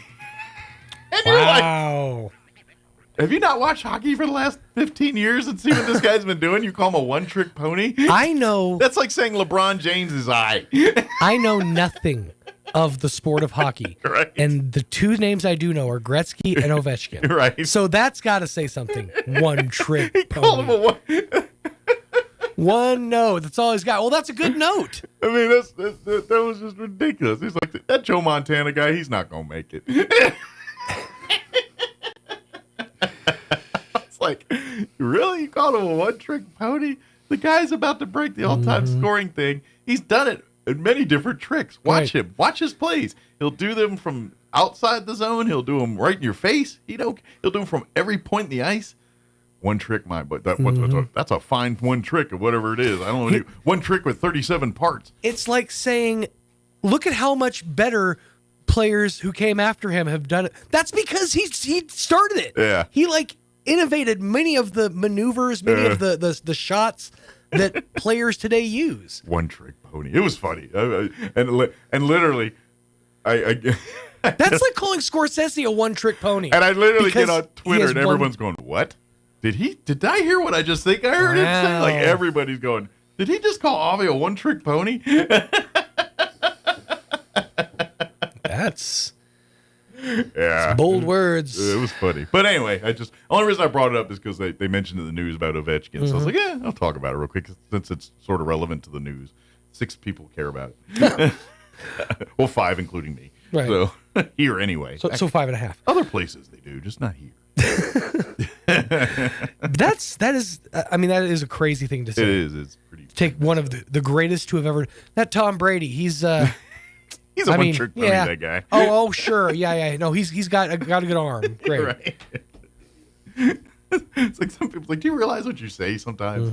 He's like, okay, maybe you don't like Ovechkin, fine, but to call him a one-trick pony? Come on, man. Look, I hate dead air as much as the next guy, but that doesn't mean you have to keep having all the things up here come out of here. If his trick is only one trick, what do you got? That's all I'm saying. Darren Pang, 5'4" of you playing goaltender. Pang is a fun name for a goaltender, though. Yeah. Pang, zing, Darren Pang, ding. It just bounces off, pucks bouncing off him. And goaltenders are nuts. Every hockey goaltender is just slight of nuts. Oh, absolutely. Because you have to be for that position. Yeah. And they're all just nuts. Hey, you see this gigantic, heavy, galvanized rubber thing? Why don't you stand in front of it while I slap shot it at you at 120 miles an hour? I believe the term they use is vulcanized. Oh, vulcanized. Excuse me. And they freeze it before the game. Yeah, they freeze pucks. I used to have, years ago, Oklahoma City, I think their team was called the Blazers. Mm-hmm. Yeah. I had one of their pucks. Yeah. Somebody had given it to me. And it was a legit puck. I guess the thing was because it had the logo on top. Oh, it's a puck. They're real pucks. It was heavy. Yeah, they're real pucks. They're real pucks. And before every game, at professional levels, I don't know about Pee Wee leagues, but I bet they do too there, is all the pucks for the game are put in a freezer. Yeah, well, that makes sense. It keeps them from bouncing as much. Keeps them sliding around the ice. But yeah, easier. so you're getting a frozen, vulcanized piece of rubber shot at you about 100 miles an hour. It does evoke craziness. No, what I'm impressed by are the people who did it before. Like with padding, protective gear was what it is today. Well, and the padding doesn't always, and I'm pretty sure I've told this story before on the radio, but I'll tell it real quick just because it's relevant to here. I remember reading a Sports Illustrated article back in the 80s. Okay. And they did a article on a goaltender named Grant Fuhr. You may have heard of him. Grant Fuhr was the goaltender when Wayne Gretzky with the Edmonton Oilers. Okay. Stanley Cups. He's considered one of hockey's. He's a Hall of Famer. He's a great goalie.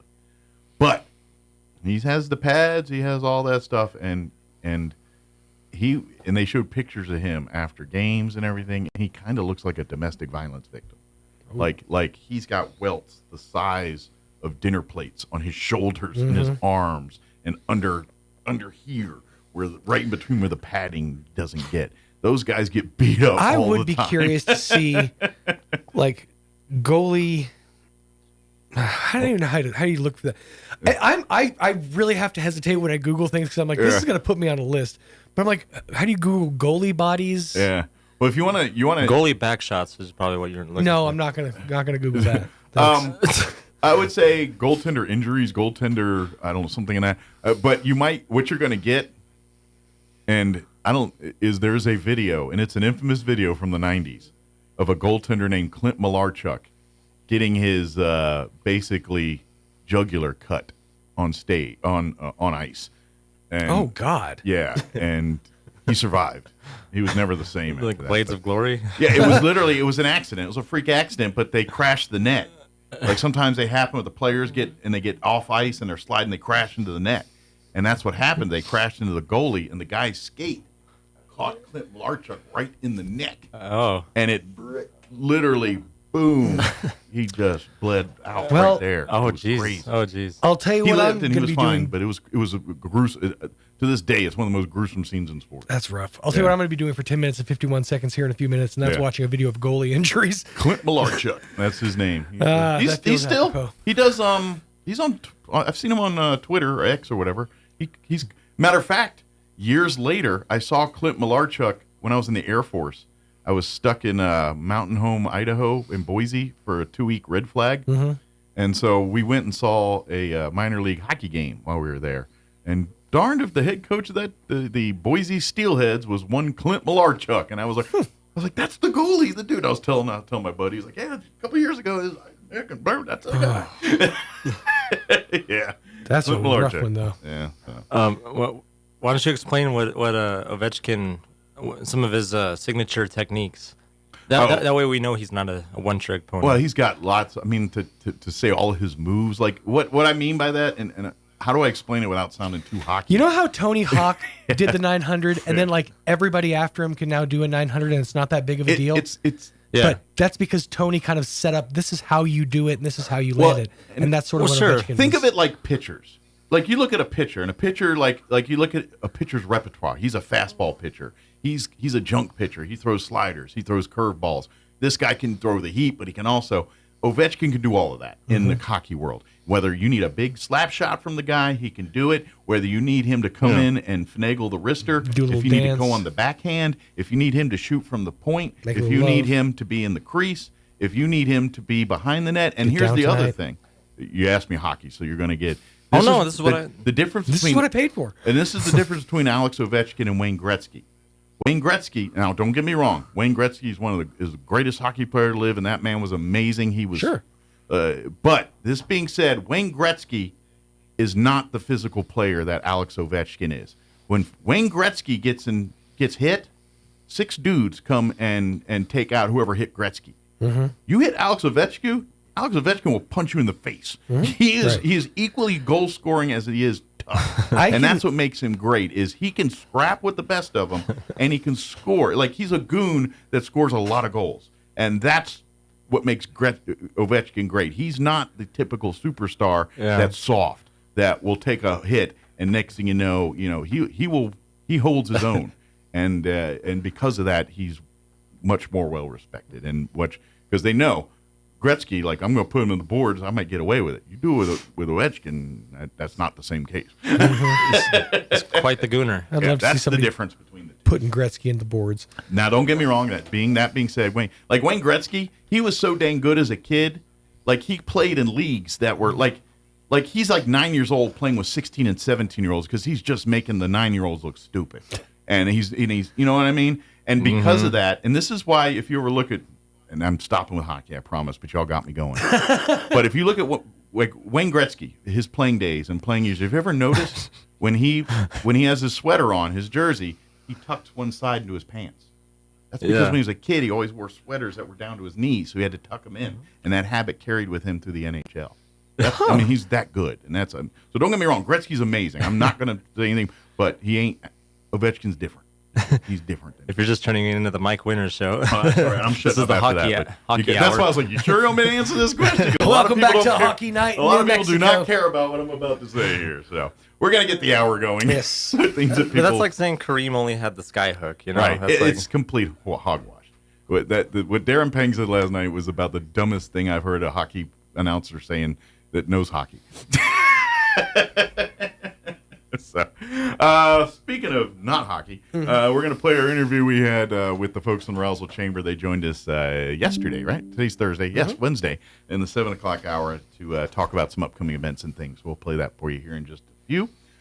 But before we do that, let's get you up to date on the weather. I'm meteorologist Steve Hamilton with your Pecos Valley weather. Low pressure passing to our north. All we'll get from that system is gusty wind up to 45 miles per hour today. Mix of sun and clouds, and we're in the mid-70s. Overnight, still pretty breezy, mid-40s on the low, and we get clear skies, and then a little windy on Friday. We're in the upper 60s to about 70 and sunny. Rain and snow showers Saturday, sunny Sunday. I'm meteorologist Steve Hamilton, and that's your latest forecast. Thank you, Steve. Currently, I got to refresh my weather because it's not fresh. Currently, there it is, 49 degrees here in Roswell. Humidity's at 35% with southeast winds at 7 miles per hour. Red flag warning going to kick in at 10 a.m. today. A wind advisory at 2 p.m. The red flag will remain in effect through 7 p.m. this evening. Wind advisory through 6. Expect areas of blowing dust after this afternoon. They say after 2 p.m. But, probably start early here because we're go-getters. Mostly cloudy otherwise. Warm today, high of 76. Winds will be out of the south, 10 to 20 early. As the day progresses, those winds will increase 20 to 30, gusting as high as 40 miles per hour. Patchy blowing dust tonight till about 7. Mostly clear with an overnight low of 43. Winds will be breezy out of the southwest, 15 to 25, gusting as high as 35 miles per hour. Sunny on Friday. Highs near 70. Winds will be breezy out of the southwest, 10 to 15 early, 20 to 25 for Friday afternoon. Friday night, we're looking at chances at moisture Friday and Saturday. Better chances Saturday, but Friday night, we're looking at a 20% chance at some rain showers before 2, then it changing over to a mix of rain and snow, and then about 5 a.m., just changing over to snow. Partly cloudy with an overnight low of 34, west winds 15 to 20. They will drop down 10 to 15 after midnight Friday night. And then Saturday, we're looking at a 50% chance of moisture early to about 8 a.m. in the form of snow showers between 8 and 11 in the form of a rain-snow mix. And then after 11, rain showers. Mostly cloudy, 46 for a high on Saturday with north winds at 15 miles per hour. Sunday, things warm back up into the 60s under sunny skies. And then by Monday, when you head back to work and school, back into the low 70s under sunny skies there. All right, 8:20, we're going to take a 3-minute break, and then we're going to play our interview we had with Andrew Moore and Gary Thrine from the Roswell Chamber of Commerce. That's on the other side. Don't go away. Are you ready to succeed? At ENMU Roswell, they cater to your educational needs. Their dedicated facilities and faculties provide you with an exceptional learning experience. From academic programs to behavioral sciences, business, health education, or technical education, ENMU Roswell offers a wide variety of certifications and degree programs designed to take your education and experience to the next level. Register now on campus or online at roswell.enmu.edu. Eastern New Mexico University Roswell. Success starts here. Did you know almost 75% of the time we're replacing a roof, something totally weird or unexpected or bizarre happens? Jennifer here again from Trustmark Roofing, and I want you to know that we are always prepared for the unexpected. That's why we always have project superintendent on site at your home at all times to handle those weird, bizarre things as they pop up. Things like an unexpected layer of wood shake shingles under your shingles or rotted out decking boards. Problems with flashing or ridges or missing supplies that somebody needs to chase down? These are the kinds of problems that normally grind the crews from other roofing companies to a halt and delay the project. But not with our super awesome superintendent there. He's equipped to handle any problem and keep the project moving along smoothly. Just one more way we do things better at Trustmark Roofing. If you have any roofing needs, call us at 575-755-ROOF or find us online at trustmarkroofpros.com. Trustmark Roofing, we put people first. The need for American-made energy is forecasted to increase by over 50% over the next couple of decades. Coyote Willow Energy Park is a resilient, clean, and affordable solution to this increasing demand being planned in Chavez County. Join us at the Coyote Willow Energy Park Open House to learn more about the role Chavez County can play in meeting the need for an increased supply of reliable domestic energy.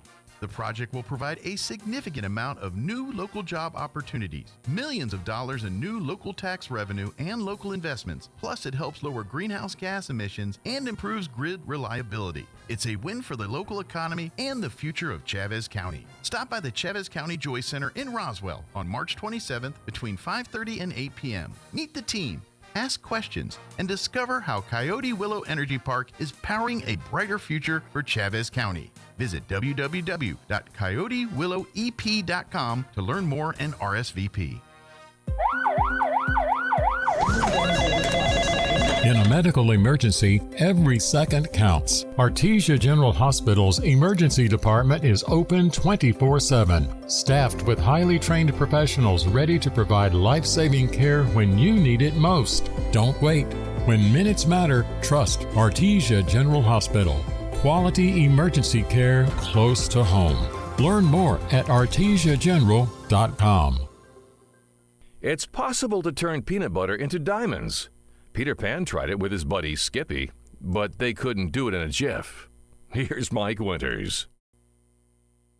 And good morning. It is 25 minutes after 7 o'clock, and joining us in studio this morning from the Roswell Chamber of Commerce, Andrew Moore and Gary Thrine back with us. Good morning, guys. Good morning. Good morning. How's It's been a day. Yeah, how's everything going? Survived the winds?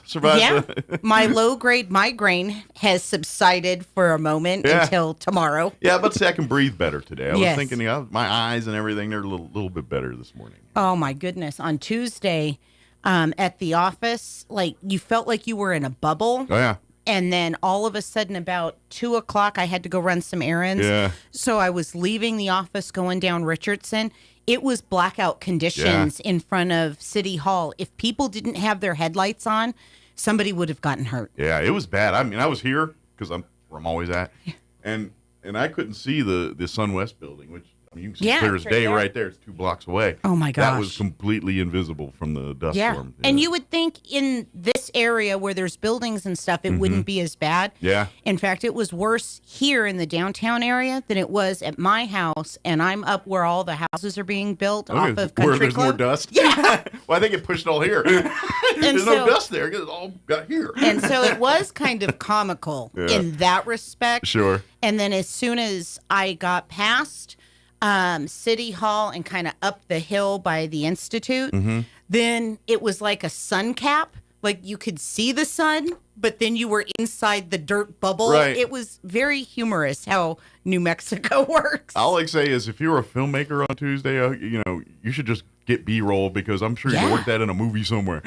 Right? Heck yeah. Some kind of Armageddon. Right, exactly. That's a wrap. That's right, exactly.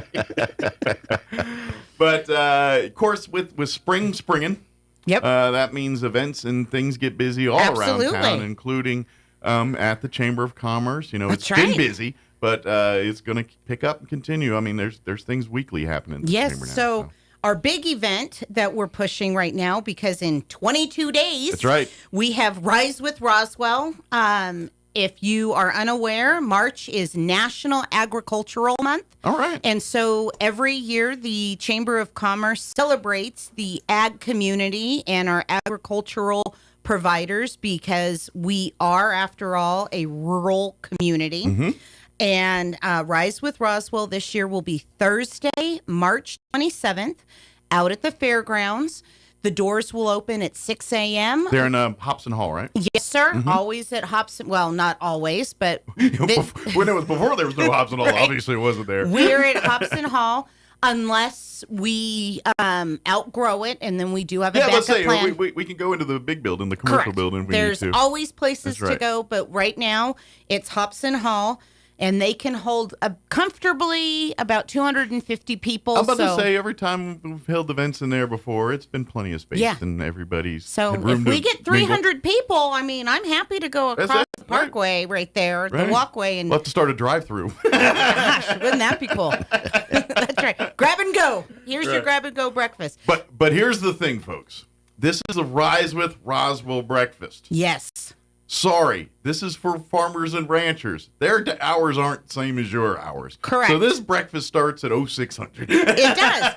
But the positive side is Yeah. you're done by 8, That's so you right. can still go and enjoy your day, go to Right. work, go to school. Or tell the boss that breakfast went long and, go, punch Maybe in at take lunch. a nap. That's right. Whatever you got to do. So, and this year, our speaker, her name is Michelle Miller, a.k.a. the Farm Babe. All right.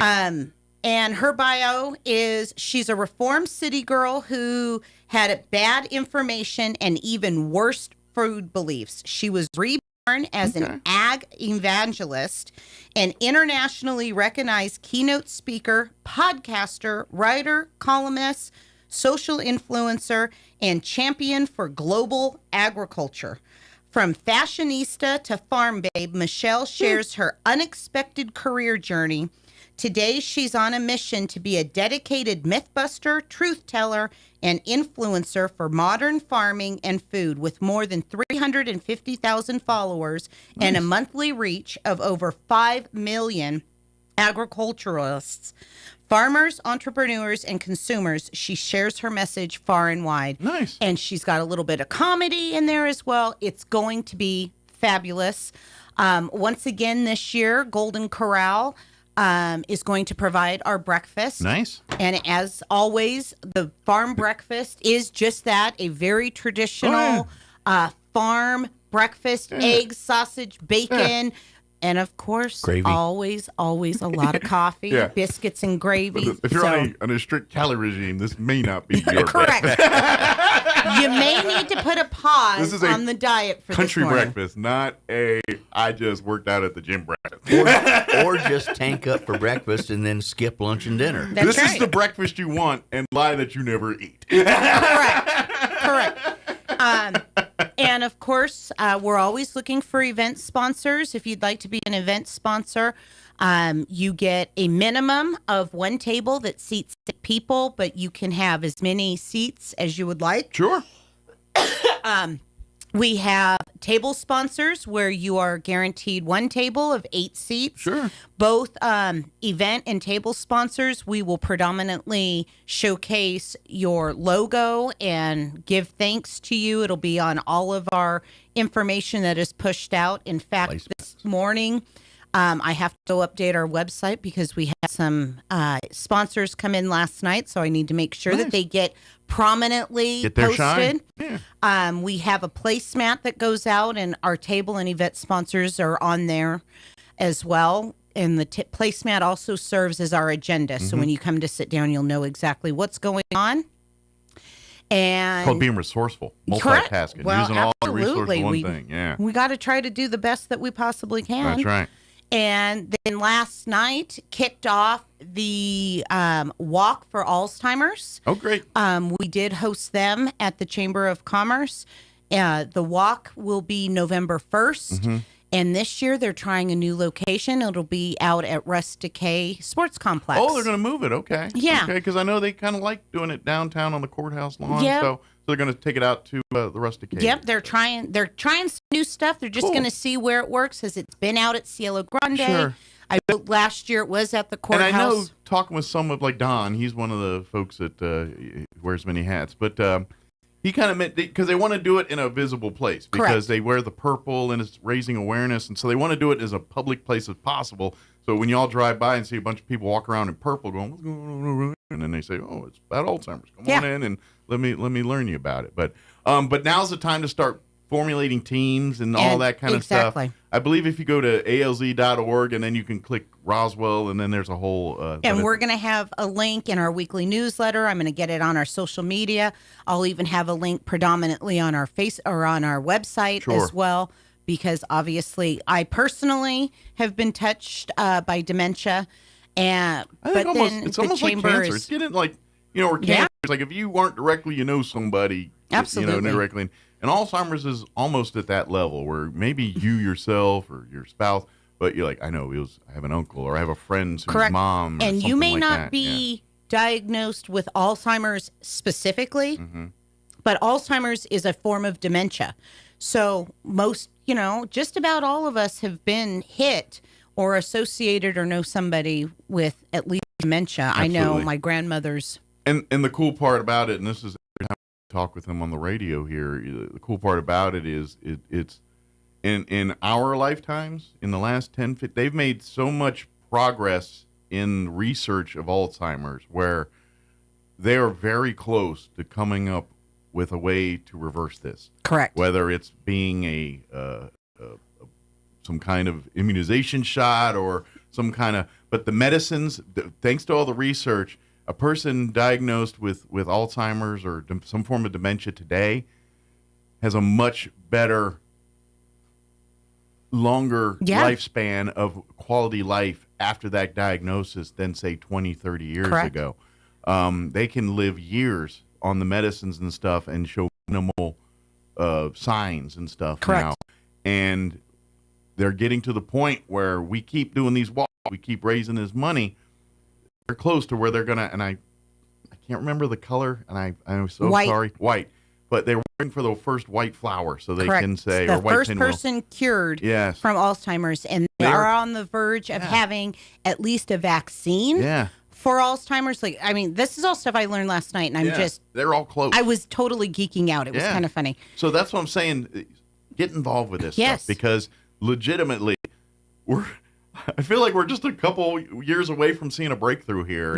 And not just Alzheimer's, but like you were saying with cancer, with all of these other things, because we are doing these awarenesses. This is why I say we need to do this to mental health. We need to Susan G. Komen mental health. We need I agree. We need to pick a color, pick a bow, a ribbon, start walking around, whatever we got to do. We got to do that and raise the kind of money for mental health research like we do for cancer, Alzheimer's, and all these. Because I think we're all affected by mental health in some way, shape, or form as well. Every single one of us. And the more we get through life, the more we got to deal with it. Because the more we got to tend to those needs. Absolutely. We need to just continue to stay healthy, be healthy, and figure out how to get healthy once we've, made those workations, I guess. And then another thing that the Chamber has done was last week, Thursday, the Chamber and Main Street Roswell partnered together to host our first informational meeting about the air races. Yeah, we had standing room only. We moved all the tables out of our We were boardroom. within reason, Mr. Marshall. Sorry, everything was fine. There's nothing to see here. Just move along about your day. Yes, absolutely. Nothing to see here. We moved all the tables out, and it literally was standing room only. I had to go and grab some chairs from another location, and but it was fantastic. We learned a lot. The two big takeaways that I got from that meeting was we all know that there's not enough transportation in this town, so start getting signed up with Lyft and Uber. That is going to be a wonderful way to make a very lucrative side hustle for some people here during that time, because people are going to need to be shuttled from point A to point B. Do we even have? I don't think we have Lyft in town, right? I think there. We got like one or two guy. people that work for him or something. Yeah. So we need even more than that. Everybody understands that we are a small town. We are a rural town by nature, and other than 1 week in May and 1 week in September, we don't need to have 1,200 rental cars, for example, because they'll just sit 50 weeks out of the year. So how can we come together and make this an experience for everybody that's going to come in September? Well, let's go. Everybody become Uber drivers. If you have some extra property where you are willing to rent it out, for dry camping, because a lot of RVs will be coming out. You can do that. Think of like when you go to Lubbock to see a Red Raider game, and all those neighborhoods charge for parking around exactly. there. That's same the concept. Yeah, same That's logic exactly here. Yeah. the concept. Is you can make some money. Yeah. I have all of the phone numbers and contact information at the office. So if anyone wants to get in touch with someone because you want to volunteer, or you want to have some dry camping, or you have, you want to have a booth or whatever, give us a call at the chamber, 575-623-5695. We are happy to get you in contact with the people that you need to be in contact with. Absolutely.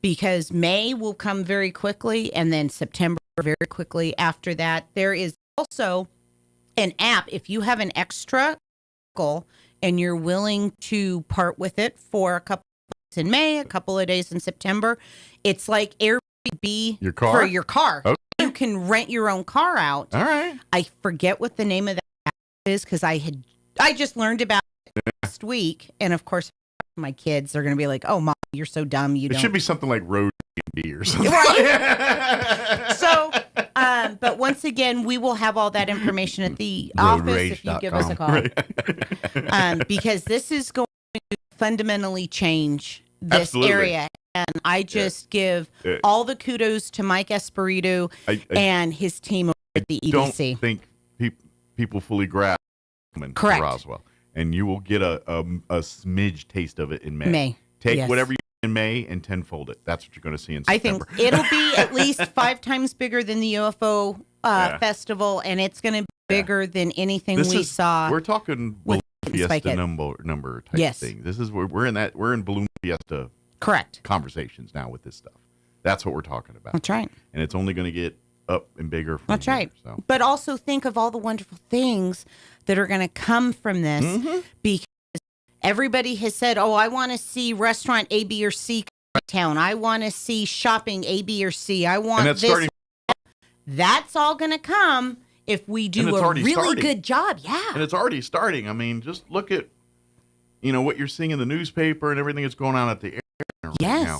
That's, That's another thing. the Everybody potential- complains about the terminal Yeah. out at the air center. You want to see an upgrade. You want This you is how want it to see happens. state of the art stuff out there. This is how it happens. This is the beginning. Yeah. You want nice stuff? It takes bucks. That's right. How do you get bucks? You got to have people. That's coming in right. and spending So, bucks. at a minimum, we need to be kind and caring and welcoming to these people. Yeah. But I'll if you've tell you got anything that you think you can share and collaborate and help be a part of the experience, let me know. Like what's going on out at the airport, if that all comes to fruition as it hopes, right? I mean, people, dare I say, I'm not saying we'll ever take aliens out of the Roswell conversation. That's always number one. But they're going to be thinking about airplanes almost as much as aliens Well, when it airplanes comes and to Roswell. aliens Yeah. go together because Sure. aliens fly in the sky with the Yeah. airplanes. It's going to be cool. It's I don't just, know. Just embrace it, get ready for it, because if you take advantage now, you're setting yourself up for some success right. later. If you're looking to make money, people are like, I'm broke, and I'm telling you, Yes. if you're a little ingenuitive here, you could, get ready, get your Lyft or Uber That's or, right. or whatever, whatever You it don't is. even have to do the dry camping. If you are in a location that you think would be a good parking area, Yeah. you could sell those parking spots for the day. Yeah. And, because we're going to run out of parking spaces very quickly in this town. Absolutely. Yeah, it's going to get busy. I put it this way. The week they're going on might be a good week to, stay at restaurants and things because they're going to be very packed. And You busy. may So want to go we- grocery we the shopping locals- a little early. We, the locals, are just going to do what y'all do to UFO festival. That's kind of, that same logic That's right. people have. It's going to be Go like that. shopping but prior, but bigger. be in town and be helpful and gracious and really show our our visitors a good time. Kind of like when it was Hike It, Spike It weekend, and good luck trying to find Gatorade or Powerade in town. Yeah, exactly. Everybody and their uncle were buying big gallon vats of Gatorade and Powerade. Yeah, exactly. If you have a nonprofit organization, this is a great time to volunteer to be, do trash detail or parking lot details. The Reno Air Race folks love to get nonprofits involved with Yes. the whole operation and organization of the thing. They do have a soft spot for military folks. Wink, wink, nod, nod. Military organizations get involved. Yeah. Right. Because you will get a share of the profits. So, for example, if you are an organization and you help hand out waters or the programs, then you are going to get a portion of that money, and it will help you then seed whatever you're doing for the next year. Absolutely, yeah. Many of the organizations out of Reno would make their budget for the year from the air races that every was their year. Black Friday was Reno Air Races. They And then made their money everything for the there. rest of the year is gravy, all the other fundraising. Yeah. And it's going to be work. I mean, it's not going to be There's going to be hard. thousands of people. They're going to be moving right. a lot of things. It's going to be hot out there. It's going to be That's September. Right. It's still going to be. It's New Mexico. You know, September's still going to be hot. But it'll be fun. But it really will be fun and exciting. Absolutely. And it'll be well worth it. And the other part is, wait to see the actual event, the racing. Yes. It's going to blow you away. We talk all about we got to get ready. Wait till you see what these people do in the air with these airplanes. That's going to blow you away. You're like, okay, now I get it. That's right. Now I know why everybody's coming here and why everybody. This is insane. It's I am like so excited. It's NASCAR in the air. Yeah. That's what it is. It's NASCAR in the air. And I'm excited because by the time the races roll around in September, then I will be done planning. Well, I'm not planning anything, but attending my daughter's wedding. So we'll be able to relax and really enjoy it. But between here and July, we're a little busy. No, she's not a bridezilla, but she definitely knows what she wants. Right. And this is where God has a sense of humor. He definitely gave my daughter my hard-headedness, and it is on steroids because she gets her mind made up, and she's not changing her mind. This is what I want, and you can just forget it. As a guy and a husband, I know, reading between lines that conversation, her daughter wants one thing, and Andrea hates it. No, actually, I don't. It's actually quite the opposite. It's everybody on my husband's probably listening to this, and I'm gonna get reamed.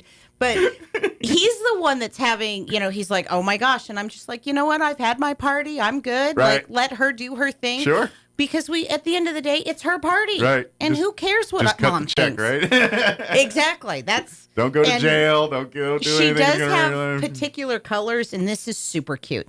Each family, her husband-to-be's family, she wants them to be in one color.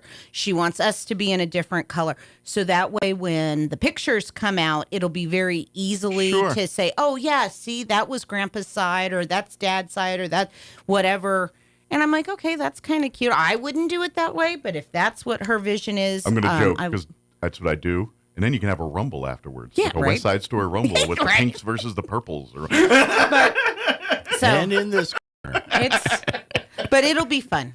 Yeah, I'm excited. And it's our first wedding in my family. Hey, good. So good. Well, you have more kids, so I think there's more on the way. I would think of one more. I got two more daughters, and they are taking note. They're like, okay. Right, they're going to take examples. So because whatever this one is, they're going to want. Well, at least the women, the daughters. One will. Yeah. One will. The other boys one don't doesn't care. The boys yeah, don't my care. son's like, because boys don't care, but the girls. And he's the oldest, and everybody's like, so when are you getting married? And he's like, he looked at his girlfriend, and he goes, don't even get any ideas. He goes, I'll let you know when I'm ready, because it's going to be a while. I hate to burst her bubble, but if you want to wrangling, you need to do the wrangling on him, because he ain't coming to you. No, I have a feeling he has found his one. I'll be shocked if things change. But he's already told her, he goes, I have a timeline. Nice. And here's where my timeline's leading. This is what I want to do. That's such a guy brain. I have a list. He does. And that kid is guy brain driven. 101 right there. He is driven. And the other two are like, whatever. But with that, we got a couple more things we got to get through, and we're running a little short on time here. So, a couple things, Gary, that we got a few minutes here. Fine. But yeah, talk about what's on your radar, Gary. Hurry. No. Kidding. Well, I want to say that I've been the membership director now for just a little over a year. Yeah, it's part of it. It's been a year already. From 1 January 24 through the end of February 25, we have 56 members that have joined the chamber. Nice. So I'm real excited about that. We have just recently here the January and February and now March members, Area 52 LLC over on West Tilden. We have Hummingbird Cabins from Ruidoso that have joined remotely. We have Wags and Whiskers Pet Hotel that they haven't broke ground yet. Nice. But that's a ribbon cutting to break ground and then a ribbon cutting Is this like for one of the those grand places opening. where they kind of treat your dog like nicer than you? I think so.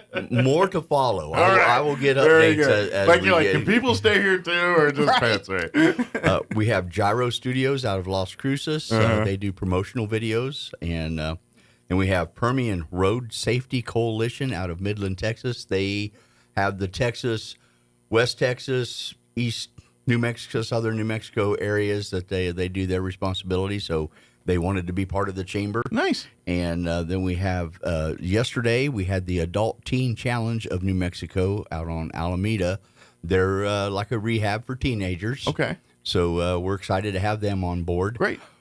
Big thing, though, is we are about to have our big ribbon cutting. We had one last month, and we've got one more that's coming up here this Saturday at 1000 West 4th Street. That's a corner of Union and 4th. Okay. It's Dr. Rodriguez Audiology, and that'll be at 1 p.m. This is their 10-year anniversary. Very good. So come out and celebrate the 10-year anniversary. We've had them on the show, and they're very thorough and they got some great. It's way more high tech than you think. Exactly. and it's pretty cool. So check it out this Saturday.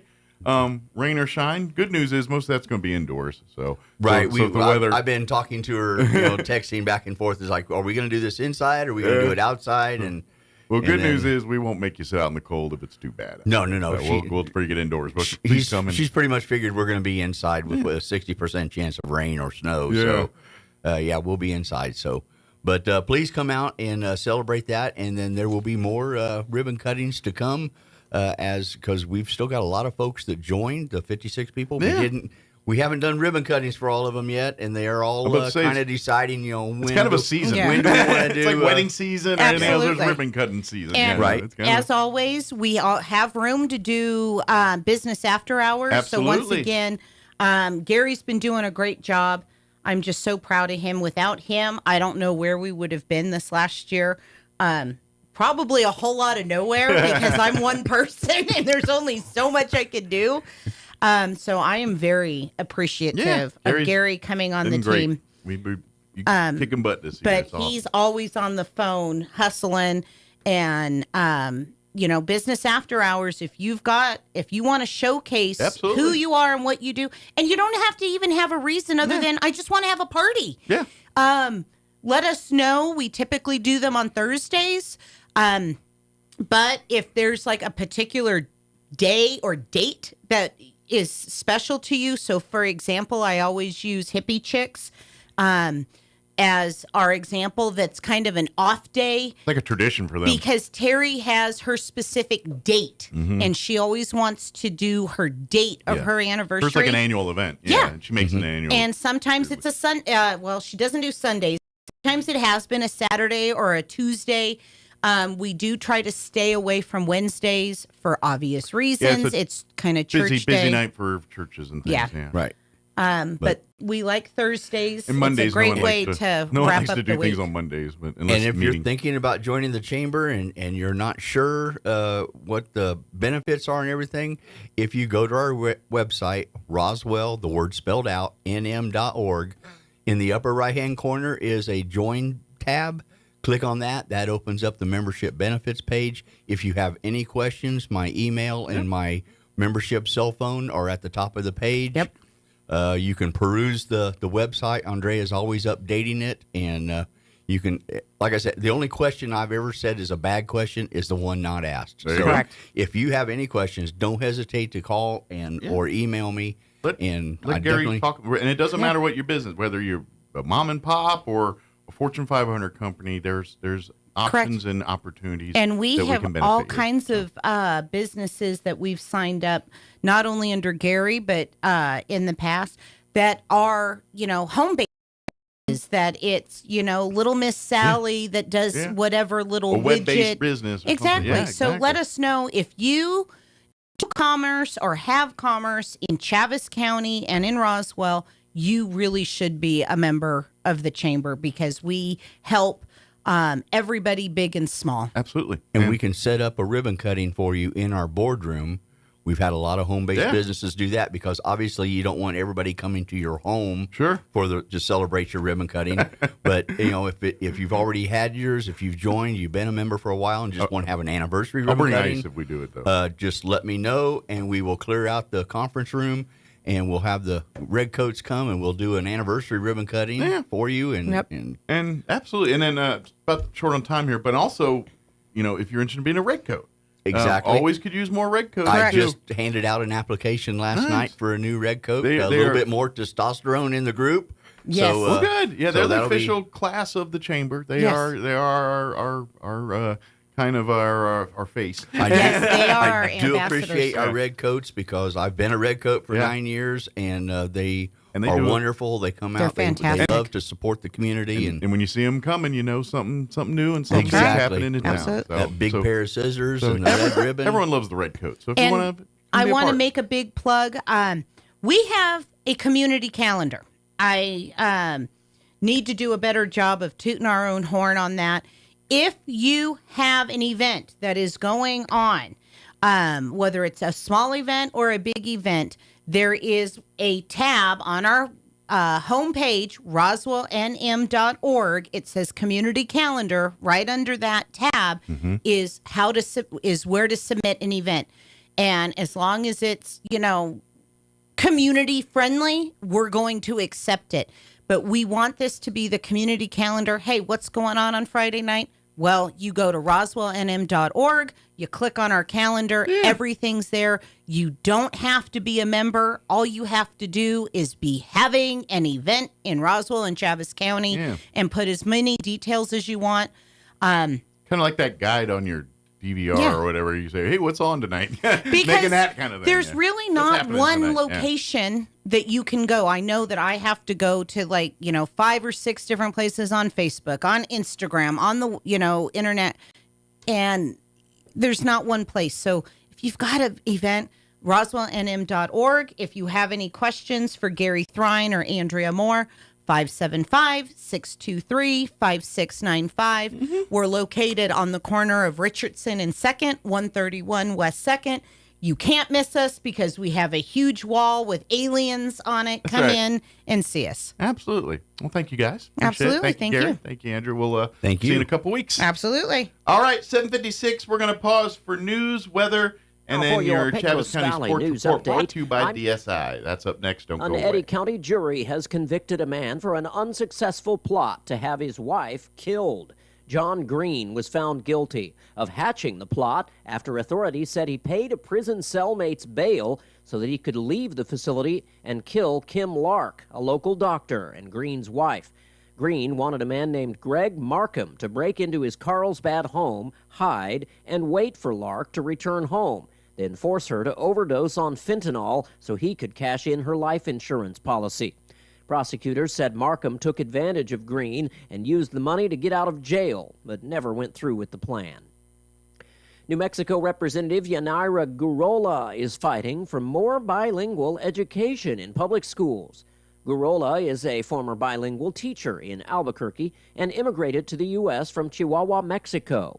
She now works for a nonprofit group that travels internationally, helping schools develop dual language instructional programming. You're up to date. I'm Jared Sorello. It's time for the Chaves County Sports Report. We told you all about baseball yesterday, and a lot of the local teams have already played 1 or 2 games, but not the softball squads. They really haven't started up yet. Roswell High will get its chance coming up this Friday and Saturday at the Cleveland Classic in Rio Rancho. Roswell starts with the host Cleveland Storm Friday morning at 9:30, and then we'll take on Raton at 1:30 in the afternoon. Saturday is scheduled for the Coyotes against St. Paul Pius at 9:30, and then against Piedra Vista at 1:30. For Goddard High, they'll be playing a couple of games on Friday as well. They're 0-0, and they'll be playing a team that's actually played a game. Los Lunas is 1-0. That starts at 4:30 Friday afternoon. Then Goddard will play Hobbs starting at 6:30.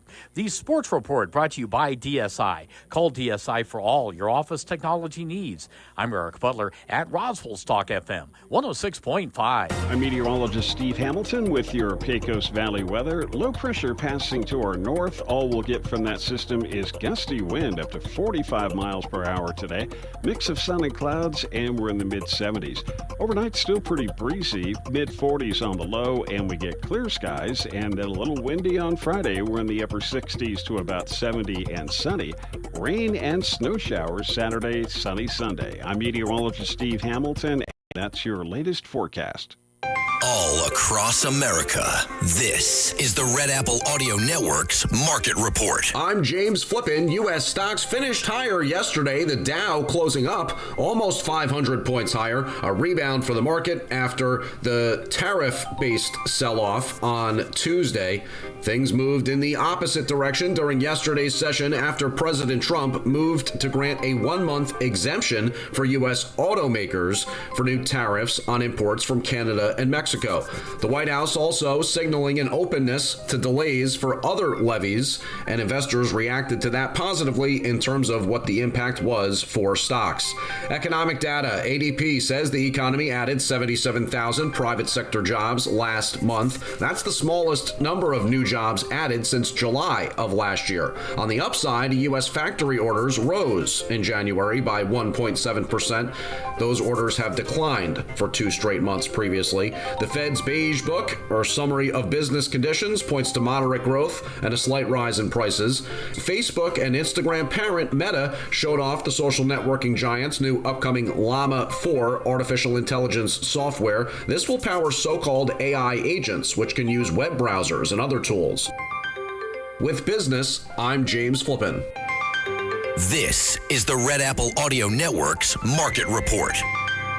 This is Judge Janine Pirro with an important message. A mom and her son were being followed by a man in a parking lot. As he approached their car, she pulled out her Byrna launcher, and the sight of it was enough to make him flee. Byrna gives you the power to protect your family without lethal force. No permits, no background checks, just peace of mind. Visit Byrna.com and use code Janine for 10% off. Remember, Byrna isn't legal in New York City or Yonkers. Stay safe. Stay prepared with Byrna.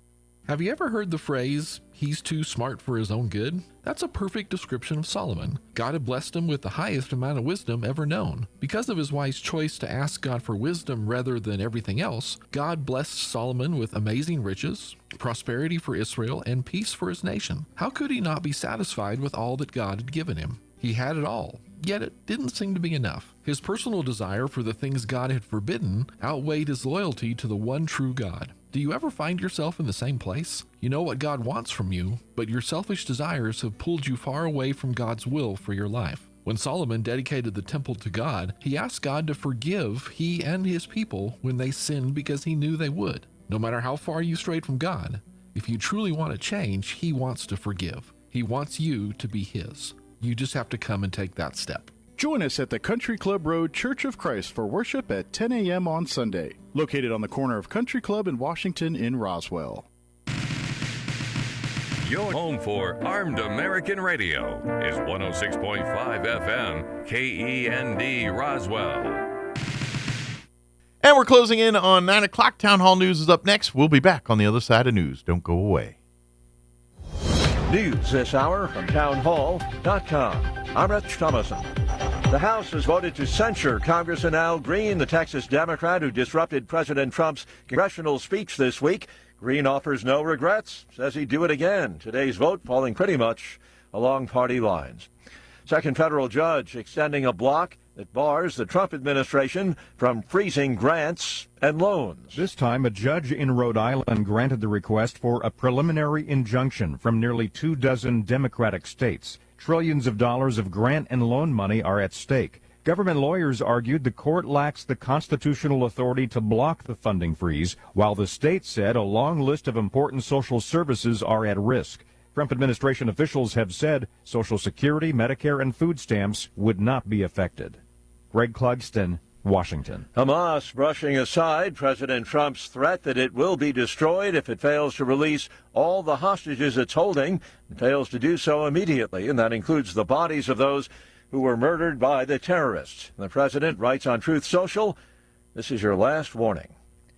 It seems that one of President Trump's priorities, reasserting American influence over the Panama Canal, is starting to bear fruit. BlackRock says it will buy 2 ports at either end of the strategic U.S.-built waterway. The ports are currently under Chinese ownership via a Hong Kong firm, and due to security reasons, President Trump wants to regain control of the canal. BlackRock and a group of investors will pay $22.8 billion for the ports. They're also buying controlling interest in dozens of other ports around the world. Correspondent Tasha Stevens. The powerful storms that left at least 3 people dead in Mississippi are on the move, bringing blizzard conditions to Nebraska and parts of southern Minnesota.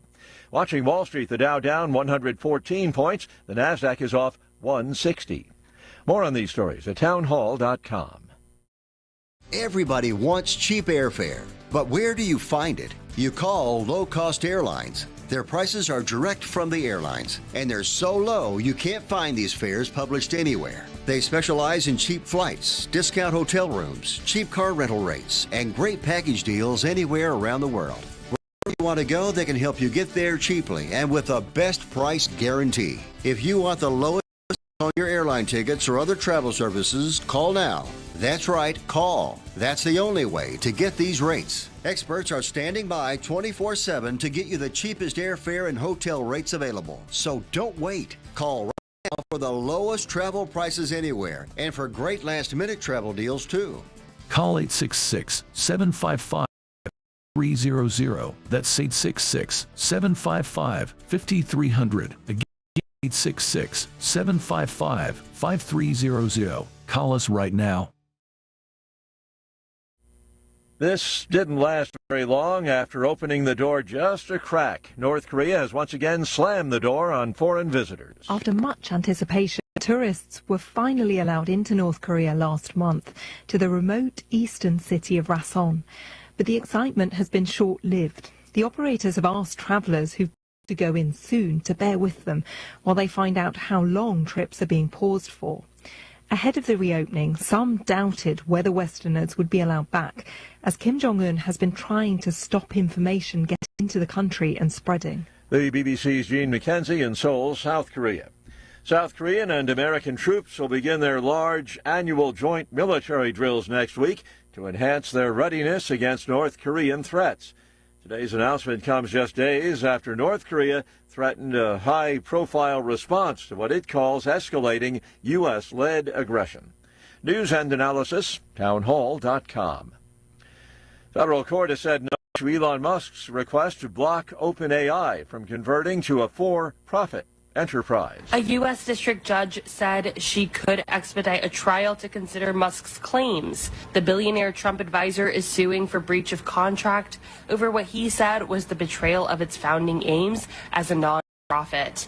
OpenAI says it was always about competition. The ChatGPT maker says it welcomes the court's decision. Musk's attorney says he is pleased that the court has offered an expedited trial. I'm Haya Panchwani. Last year, Alabama became the first state to carry out a nitrogen gas execution. Now, at least 2 other states are looking to follow in its path. Louisiana is scheduled to execute a man with nitrogen gas on the 18th. Arkansas lawmakers seeking to introduce nitrogen there after an 8-year pause on executions. More on these stories, townhall.com.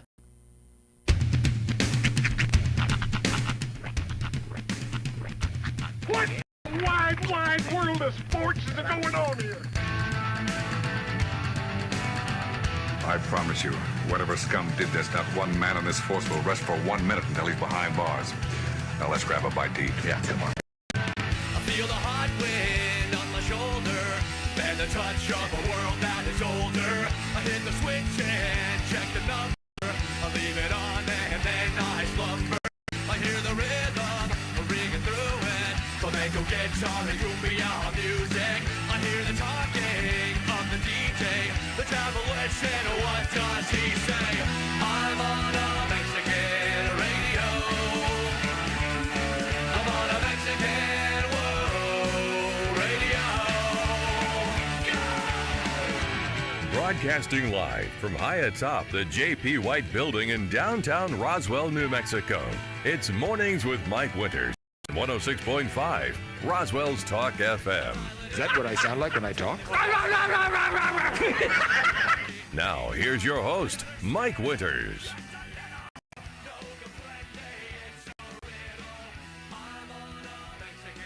And good morning. It is 6 minutes after 9 o'clock. Welcome to hour number 3. Tres inviernos. Of Mornings with Mike Winters, right here on 106.5 Roswell's Talk FM. Happy Thursday. Yes, welcome to it. Prepare for the wind. It is a-coming. It is going to be a blowy one. I don't think it's really here yet. It's a-coming when I hear. Now, eventually, okay, this is a comment from Heart J, and it's a quote. Now, eventually, you do plan to have live dinosaurs on your live dinosaur tour, right? Dr. Ian Malcolm. It's literally just a comment on our show. Thank you for sharing. Yeah, absolutely. I'm not sure what context that was. I really wish they would put timestamps on our comments. I know. But, maybe they were listening to replay, maybe? Maybe. Maybe that was a you know what? shot there. Maybe during the Peggy Bowen replay. Oh, yeah, we were talking about Camp Invention, conversation about dinosaurs, Jurassic Park came up. Could be. Life, finds a way. You know what's really funny to me? How conversations evolve in this office. And, like, I've craved, like, 3 different genres of food in just the last hour based on conversation. Yeah, Roy and I had a whole chicken sandwich debate. Well, the chicken sandwich thing. I mean, not chicken fish sandwich. I'm sorry. But the fish sandwich. But then we got, before that, we were avidly discussing bone-in versus boneless. Right. Wings. That's what actually started the fish conversation. Yeah. It morphed into that. And I was thinking, I get my mouth all set up for some wings because I had some the other day that were just phenomenal. Do your own surf and turf. Fish and chicken. Ooh, fish and yeah, that seems a little sketch though. I don't think so. That's more like air and fish or surf and air. Chickens don't fly. Sea and air is what that would be. Chickens like hop. They don't fly. Yeah, like they ain't going nowhere for the winter. But like for a McDonald's, the land, sea, and air burger involves a chicken patty. So that's the only air I could think of, or that I could think of. Now you need like quail or something. You know what? Air. They will fly, but they will certainly glide if you throw one. Oh yeah, chickens will like or kick one. Yeah, but flying. You know. Pecos Valley Broadcasting does not condone the kicking of chickens. Just saying, I don't know if I call it flying. You know. Yeah. I guess as much as the Wright brothers flew in that first plane, where they kind of went, It's an educated glide, we'll call it. Air falling adjacent. with style. They're air adjacent. We'll just call them that. There you go. But yeah, then after that, it moved on to the fish sandwich. As it is the Lenten season, all the fast food places breaking out their we fish usually have sandwich. this conversation around every Lenten season because I like to do the fish sandwich tour and hit all the fast food joints to have their fish sandwich. Especially, I mean, don't get me wrong, your McDonald's year-round fish sandwich, big fan. But this time of the year, I can get that one anytime. Now I'm going to be hit Arby's for their fish sandwich, or Whataburger for their fish sandwich, or Blake's for their fish sandwich, or Wendy's for their. That's me. I'm that guy. I'm the guy ordering the fish sandwich at the restaurant. You're making the tour. Yeah. The tour to fish. You know who you don't really think of in the fish sandwich game is like a Long John Silver's. Right? They do a fish sandwich. They do. Obviously. But they also do fish everything else. Everything else is fish or chicken. Which I got to tell you, if you've never had Long John's fish tacos, you're missing out. Those are, they're I think I'm missing good. out. I don't think I've ever had one. I think we should have a contest to go to every fast food place in town and buy their fish sandwiches and then compare them. I can't do all of that because I have diabetes. Well, the main problem, I have to limit myself. The main problem with ever doing anything, because I've wanted to do for years. Yeah. I've wanted to do a side-by-side Whopper and Impossible Whopper. Yeah. But the problem is we do a morning show. Right. So, procuring these items for a morning show is it's difficult. I would love to do a blind fish sandwich carousel and see which one you like best and then find out whose it is. That would be fun. See, or see if I could guess it. Right. Like pretty sure like McDonald's I'll spot dead on. I'll take my mouth my tongue will sort that one out real Well, quick. and that's, I think, a lot to do with the bun, too, because it's a steamed bun. Yeah. Blind man figured that one out, you know. But, even a blind man knows this is a McDonald's fish sandwich. But the others... Even a blind man would go, good morning, ladies. But the others kind of sort of They're different. Similar. I mean, you've got different breading styles. Arby's is specifically, like, they're known for having the bigger fillet. You can go two, and then on their bread situation, you can go two ways. Yeah. Like, they have a regular fish sandwich that's on a normal bun, but you can also get the King's Hawaiian version bun at Arby's. So if you prefer your fish on a King's Hawaiian bun, that is tempting. that is an option there. And it ain't nothing wrong with a King's Hawaiian Not bun. a doggone thing. I don't know what bread making skills they learned in Hawaii, but I like it. And I'm all fan. I feel like that's too decadent a world that King's Hawaiian actually makes buns. I know. Ugh, you should have to tear those like a savage. You know what I would offer? You know what King's Hawaiian did? They didn't go after the bread industry. They took out the potato bread industry. You know what? You're not wrong, because potato bread was really making a and now a go potato for it. bread's kind of like, yeah, we got one or two over here in the corner. But they used to be strong, and then King's Hawaiian said, hold my beer, and took out the potato bread people, I think. So Big Potato might be mad at King's Hawaiian.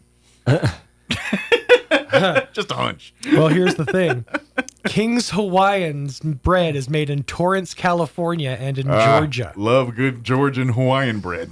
Yeah, I was just curious about that. Next thing you King's know, Hawaiian macadamia nuts are not Hawaiian.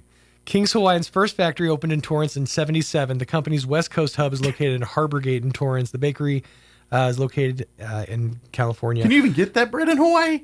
Now I'll be mad. I want to go to Hawaii. Because, I mean, I went to Hawaii when I was a kid, and they didn't have it then, but I didn't know to look for it because there was no thing. But I haven't been as a grown person, and so I don't know. Why is King's Hawaiian Hawaiian? See, when you said potato bread, you reminded me of the Addams Family Burger that they had at Burger King. Oh, did you use potato bread on that one? Yes, but it was also specifically purple potato bread, using purple potatoes. Oh, well, you sure they just didn't food color that? I cannot confirm. See, because I would have liked, to be honest, that was a factoid I would have actually urged me to try the burger. If they said, this is purple potato bread. Yeah. You're talking about the Wednesday burger? Made from purple potatoes. The only thing is, whenever those come out... That was good. I want to know beforehand, I want to know what color is it going to turn my poop. Because if you remember the Black Whopper that came out with a few years ago, it turned everybody's poop like super green. Well, I didn't even get to try the Spider-Verse Whopper with the red bun, because that one they were just out every single time. Well, I will tell you this, and then we're going to end this conversation. If you're a fan of bathroom art, you know I am. I might recommend the blue coconut icy at Bahama Bucks. Ooh, that'll give you a show. Not that kind of. Not that kind of bathroom art. No, he's talking about he's making a bathroom Pollock. I'm just saying. We want to do some artwork here. Yeah, no, we should end on that note. Crystal Noble going to join us here with the Roswell Humane Society. Give us an update on what's going on there with the cats and dogs and the thrift store and all that good stuff. So we'll talk to Crystal here in a moment. We will. You know what? That's the first time we've ended a food conversation on a not delicious note.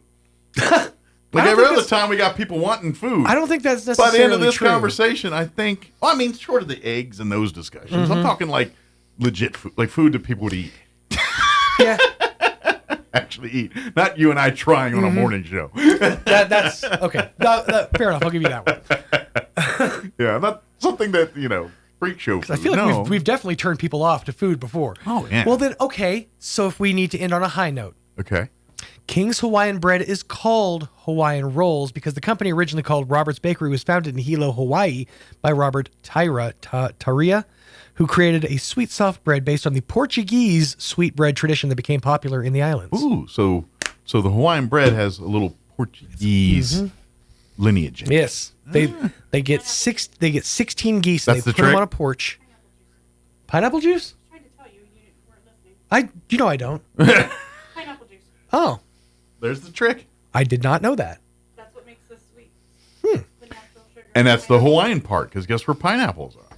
California. What? But I mean, what we think of them. But you know where I think of, like when you think of a fruit in a native land, pineapple goes right with Hawaii. You're not wrong. Yuccas sort of messed me up on pine trees or palm trees though, because that's just a big yucca. Matter of fact, they have a Dole pineapple plant in Hawaii. They do. Been to it. They do, in fact. That was in the 80s. I don't know if it's shut down since then, but they did have it at one time. Mm-hmm. I also saw Tom Selleck's house. Wow. I mean, not his house, but you know the show Magnum P.I.? The mansion? Yeah. I saw it. Dang. From a distance. I mean, then you get to walk through it and, kick up the Is there thing. a sign? No, it was a tour guide. Oh, okay. So as good as a sign. Mm-hmm. Guy said, "That's the Magnum P.I. house," and they pointed it at it. And I said, "Oh." You know what else I saw? Was Donahoe. Close. Gilligan's Island? Uh-huh. In the opening credits, they show the little port, when they're talking about the song, and then they show the port. I saw that. Oh, the port from which the 3-hour tour. From which the 3-hour tour commenced. Allegedly left. Mm-hmm. They got a thing says the professor was here. No, I'm just kidding. They don't have any of that. But I did see the thing. It looked just like a regular port. But, and by the way, don't buy any regular needs while you're touring in Hawaii. Don't buy any regular needs? Yeah, like if you're out doing tourist things. Uh-huh. But if you need things like, no one buys this anymore either. But camera film milk or a soda. Uh-huh. Because you got to take a second mortgage out for all that stuff. 100%, yeah. Like when I went to, this was when I was a kid, I went to Australia and we went to Hawaii for 3 days in Australia. But, back in those days, so I had bought like 30 rolls of film and I'd forgotten most of it. And so I literally had to buy rolls of film in Hawaii and it cost me like $100 for 15 rolls of film. It was insanely expensive. Not that you have a need for rolls of film nowadays, but tech savvy you's looking back on those days, just like mad. All the money that was lost. Kodak pilfered me before they rode off into the sunset, being obsolete. Being obsolete. I want my $100 back and my 1-hour photos. It is 9:17. Let's get you up to date on the weather. I'm meteorologist Steve Hamilton with your Pecos Valley weather. Low pressure passing to our north. All we'll get from that system is gusty wind up to 45 miles per hour today. Mix of sun and clouds, and we're in the mid-70s. Overnight, still pretty breezy, mid-40s on the low, and we get clear skies, and then a little windy on Friday. We're in the upper 60s to about 70 and sunny. Rain and snow showers Saturday, sunny Sunday. I'm meteorologist Steve Hamilton, and that's your latest forecast. Thank you, Steve. You know what? My apologies. Let me hit the refresh. This is last hour's weather. Here's this hour's weather. Currently 52 degrees here in Roswell. Humidity is at 32%. Winds are starting to pick up wee bits. Is out of the south at 16. I don't know. I don't think it's hit downtown that much yet. We do have the red flag warning kicking in at 10 o'clock this morning. That will remain in effect through 7 p.m. this evening. Also a wind advisory tacked on to kick in at 2 o'clock today, remaining in effect through 6 p.m. this evening. Expect areas of blowing dust after 2 today. Partly cloudy, a high of 76, so that part's good. Windy with south winds 15 to 20, increasing 20 to 25. Could see wind gusts as high as 40 miles per hour today. Tonight, patchy blowing dust till about 7 p.m., then mostly clear with an overnight low of 43. Winds will remain breezy out of the southwest, 15 to 25, gusting as high as 35 miles per hour. Friday, sunny, 70 for a high. Winds will be breezy. Southwest winds 10 to 15 early, increasing 20 to 25 for Friday afternoon. And then Friday night and Saturday, we're looking at moisture chances, better chances on Saturday, but we are looking at a 20% chance of rain showers before 2 a.m. Friday night. And then it changing over to a mix of rain and snow. And then about 5 a.m. changing over to snow. Partly cloudy, overnight low of 34, west winds 15 to 20 miles per hour. Those winds will drop down 10 to 15 after midnight. And then Saturday, we're looking at a 50% chance of moisture till about 8 a.m. in the form of snow showers. Then from about 8 to 11, a mix of rain, snow, and then changing over to rain after 11. Mostly cloudy for the day, a high of 46 expected, so it's going to be a lot cooler on Saturday. North winds at around 15 miles per hour. And then Sunday, sunny skies, 64, nice. And sunny on Monday with a high of 72. So welcome to an entire year's worth of weather in 3 days here in Roswell, New Mexico. All right, 9:20. We're going to take a 2-minute break, and then Crystal will join us from the Humane Society on the other side. Don't go away.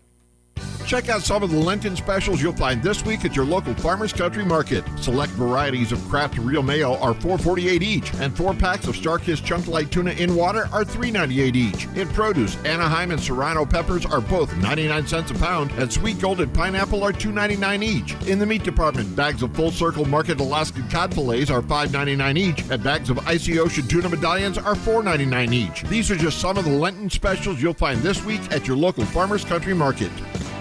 Do you know what the hardest part of dealing with the roofer is? Just trying to get them on the phone. Jennifer here from Trustmark Roofing, and I want you to know that you can always trust Trustmark Roofing to answer our phone.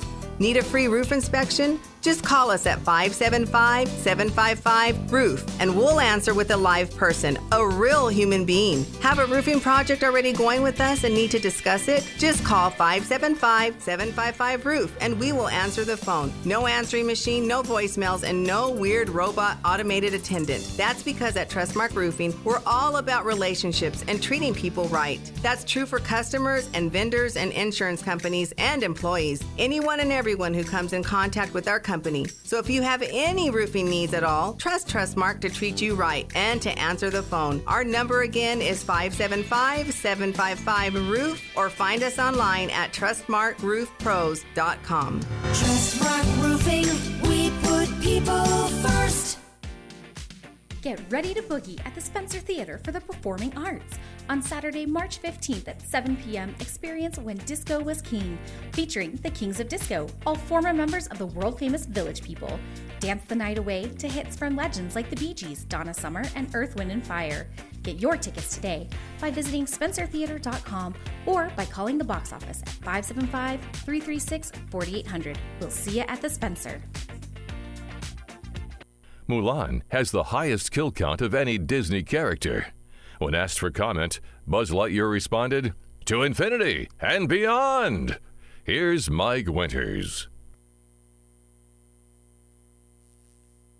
And good morning. It is 22 minutes after 9 o'clock, and joining us in studio this morning from the Roswell Humane Society, Crystal Noble back with us. Good morning. Good morning. How are you today? Good. Good. Lots been kind of going on and stuff. One thing I do want to point out, because this has been the trend we've talked about, and I saw, I think it was Monday or Tuesday this week, you guys had posted another one of our instances where someone came and made a donation, left it, and they got pilfered and stolen out of the bottle, all that stuff. And you guys have been sharing that. And, of course, that did cause a bit of a kerfluffle on the internets with things. Yes. But I will tell you this. When I saw the one you put out Monday, Tuesday, whatever day it was, I saw it. Was it yesterday? I think I saw it yesterday. So it's been 24 hours. I haven't seen it 24 hours. But when I looked at it yesterday, and I do what I do, read comments and with people, because seeing what the scuttlebutt is and what people are thinking. And I will say this, that the state of people's opinions have shifted on your comments. Like I noticed, first people were upset, and we explained all this, and when you guys explained your side and what's going on with people now, and so I noticed, and I don't know if some have creeped in since then, but there's a few. Most of people were kind of on the positive side. We got to stop this. We got to do something. This is not right, and most people are in support of it. And so one thing, one of the comments that I saw, and I want to point it out, that we watched the video. So from the time you pull into the parking lot and pull up to the garage door, there's multiple cameras, multiple angles. So we can tell whether you were unloading and leaving donations or loading donations. Right. There was multiple comments about, well, how do you know they weren't donating items? Because we watch them pull up and do what they do. Yeah. We don't just be like, oh, they're stealing. No, it's because we sit there, we watch, we see exactly what they're doing. They're picking stuff up that's set outside, and they're putting it in their vehicle, and they're leaving. Sure. That is not donating items. That Absolutely. is taking items that were donated. Absolutely. And of course, yes, people in need. Yes, we don't, and I get all that. However, you can't just have lawlessness. You can't just accept it. But if you're in need, yeah. Okay, there's other options. There's a ton of Way other more options. Come in during business hours, talk to Camille, and say, hey, this is my situation, And she will be more than glad to offer whatever she can to help you. Yeah. But when you're scrummaging at 12 a.m., 1 a.m., 2 a.m., 3 a.m., 4 a.m. You're hurting what the Humane Society is trying to do. Right. You're taking away from a nonprofit organization that money covers the cost of the facility, the shelter right behind it. Yeah. And you know what? I would even throw this out. Like you said, go see Camille during business hours and talk to her. She'll be happy to help you. I'll even do you one better. If she's going to take care of you, pay it back. And you know how you can do that? By volunteering at the shelter, helping out, walking. Maybe it's cleaning kennels, maybe it's going for walks with the pets, stuff like that. That would, maybe do a quid pro quo kind of situation. And sometimes Camille will say, "Look, I can't physically give it to you, but if you want to volunteer some hours to help me do, I've got to clean this area out, and then I will give you what you if you need some blankets or clothes or whatever, we can help you out. Help me help you. Exactly. I think that would be a great opportunity here. But if you are in need, please do that. And this is the other part, too, is you guys are following the instructions of what people, of government, city has told you. This is how you handle this. Yep. Because they can't combat it. They can't. What are you going to do? You get the video, you go to the thing. I mean, you can't. It's really hard for law enforcement to do anything. So basically, the law enforcement told us to publicly shame them and have the community give us their information. Let the trash take itself out. Exactly. Basically, yeah. And then that's what we're doing. If we get, correct information on an individual, then we give that to the police department, and then they go and investigate it further from there because they have all the videos. Anytime we have incidents, we call the police. Sure. They come down. We take our video, we put it on a pin drive, so they have it. They have I can't even tell you how many pin drives they have. Sure. So that way, when we have an incident, and if somebody says, "Hey, I think this person is so and so," then we turn that over to the police department, and then they take it over from there. Sure. And this is something, and I'm going to make a statement. I know that people are going to feel a way about this, but it's an observation.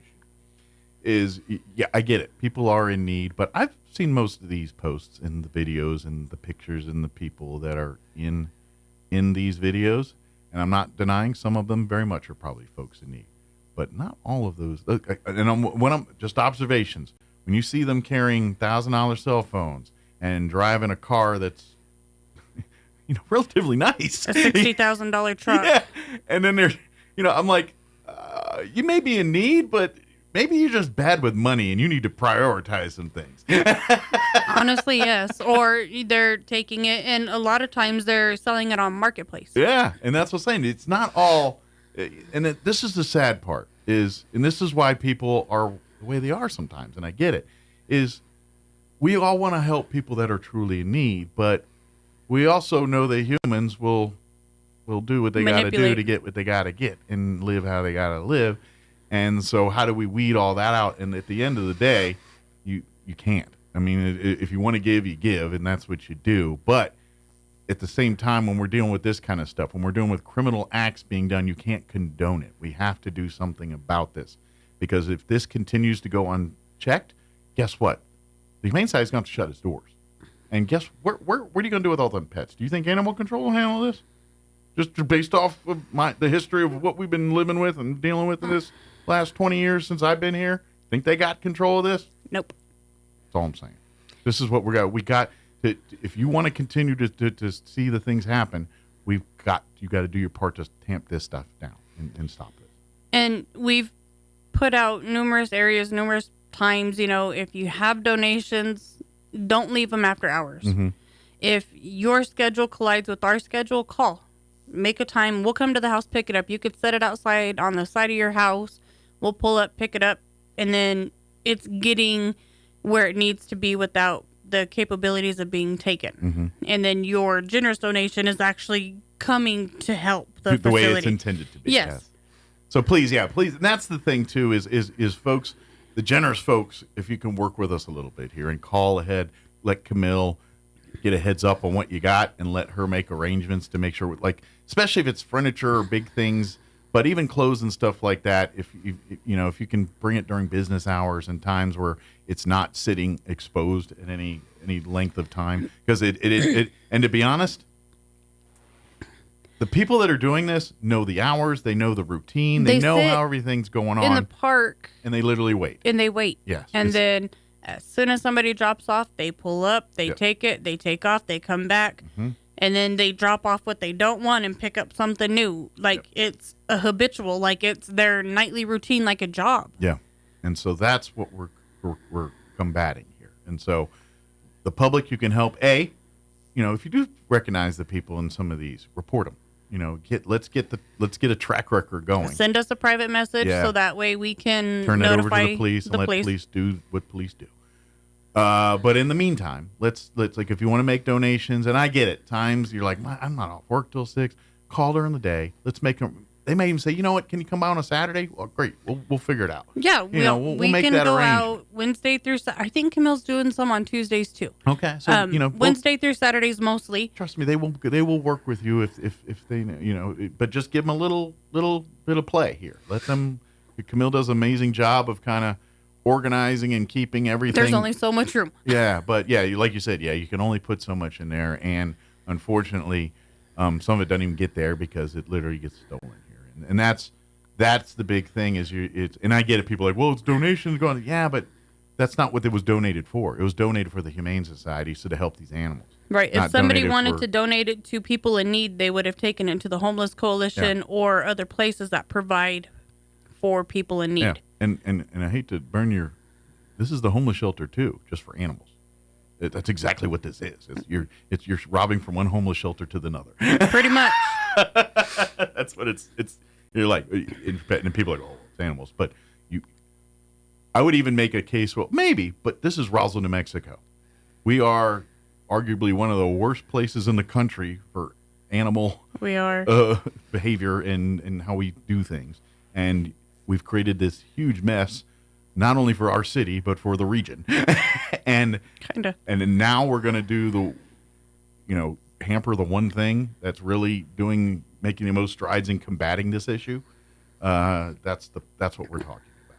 So, like, if you think this is okay, let the Humane Society go away, see what you're dealing with afterwards, and tell me if it's okay then. When there's packs of wild animals running the street attacking people. Yeah, exactly. Or every dog gets euthanized that gets caught. Right, because there's not enough space for all of them. Yep. It'll go back to the 72-hour and gone. You start seeing dogs piling up in the thing out there, you're going to see people get mad real quick. Just saying. This is what we're trying to avoid. Basically. We are. And it's, we can't do it without the help from the community. Mm-hmm. Donations is what helps us fund our mission. Yep. And when our donations are being stolen, we don't have the money to cover what's needed. So this is why it's important for this stuff. So I get it. You're upset. I get people are people, but please, if you know the people are doing it, tell them. If they truly need, go see Camille. We'll talk. Let's get this figured out. But please stop stealing from our bin. Please stop looting. And if it was, and to be honest, if they just took a couple shirts and left, no problem. Problem is they loot, they throw it all over the place, they destroy property, they cost lots of money to the Humane Society to prevent that thing from happening. And it still happens anyway. And that's the problem. Next step is putting an electric fence around the parking lot. So for every time that they do this, that's one less dollar we can go towards helping these animals or controlling this overpopulation issue that we have created ourselves. Yeah. That's what we're dealing with. And I know you all get into the things, but this is the big picture here. This is all. So the little thing that's going on, that's the impact, the domino effect of that. So just that's why we're saying it's important to do your stuff. So that being said, if you are looking for a new family member, or if you'd like to buy some great stuff, yes, the thrift store got you covered. What the thrift store is going to do, we talked about trying to do some new stuff to bring people in. Mm-hmm.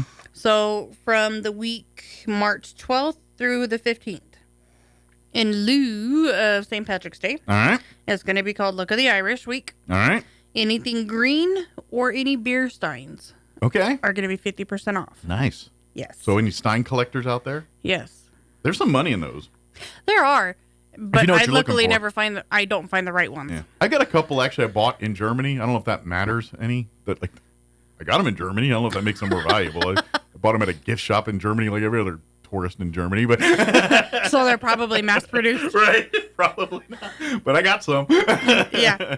And then that following week, the 19th through the 22nd, the thrift store is actually going to be closed. Okay. So they're going to do their annual spring cleaning, go through, dust the tops of the shelves, since we've had a ton of dirt storms. I'm about to say, with the windstorms and floodings and everything else, it's probably collected pretty good in there. And just do, deep cleaning, get everything tidied up, rearrange some, because, they like to move things around and see if they can make more room for stuff in this area. Kind of, they're going to freshen up the place. They are. They're going to be closed that week.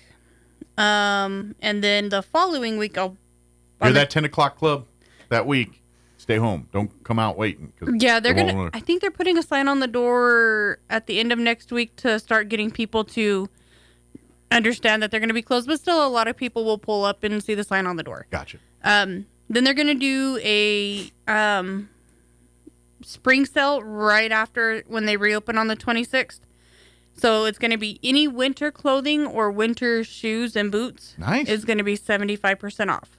And guess what?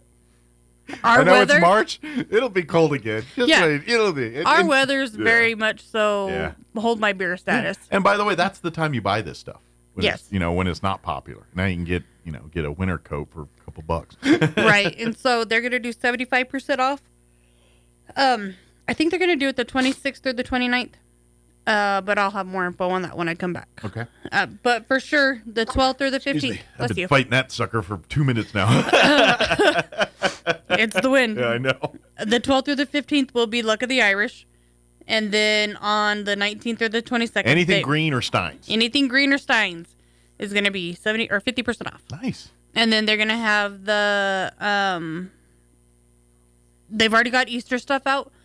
So if you want to come in. Get your baskets. Get baskets. We say this every year, and I'm going to say it again this year. Don't wait. Don't waste your money buying all that grass and baskets and things, because you're going to pay a lot of money brand new for that. We could easily just go pick that up for pennies on the dollar at the thrift store. I bet a lot of that grass is still in the bags and sealed, just like you bought it at the store. They do. They have a ton of it. Yeah. So I was at the store yesterday and I saw just a small pack of the plastic eggs that you stick like the candy in. Mm-hmm.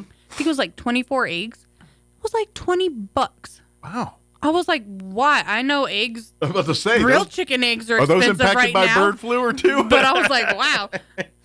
So, and they get a ton of the plastic eggs. They have a lot of Easter decor, a lot of Easter baskets, the plastic. They have a lot of Easter kids clothes for like Sunday. They have a ton of it. Yeah, if you need your Easter, and of course, with spring, that's kind of like quinceañera season, wedding season. It is. So if you need dresses What's for the last school dance? Yeah, if you need dresses or nice formal clothing for the young ones, find it all there easily. And I say this every time too. If you're young and like fresh out of college and you get your first job and now you need all this professional clothing, and as much as I do, that's a huge buy. It is. Go to the thrift store, get you a couple dresses or a couple suits or whatever appropriate for your workplace. Get it for a third of the price, and then that way you don't have to spend your entire 3 paychecks getting your wardrobe for work together. Right, and then as you get your paychecks. Sorry, I didn't wear coffee today.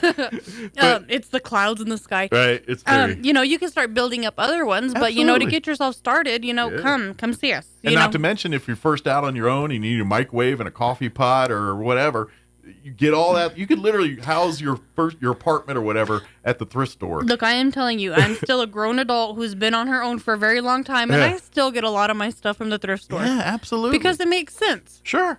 Why? Somebody tried it, they didn't like it. It's not horrible. Yeah.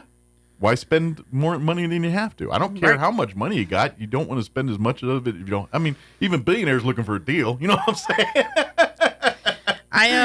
That's how they got to be billionaires. Right.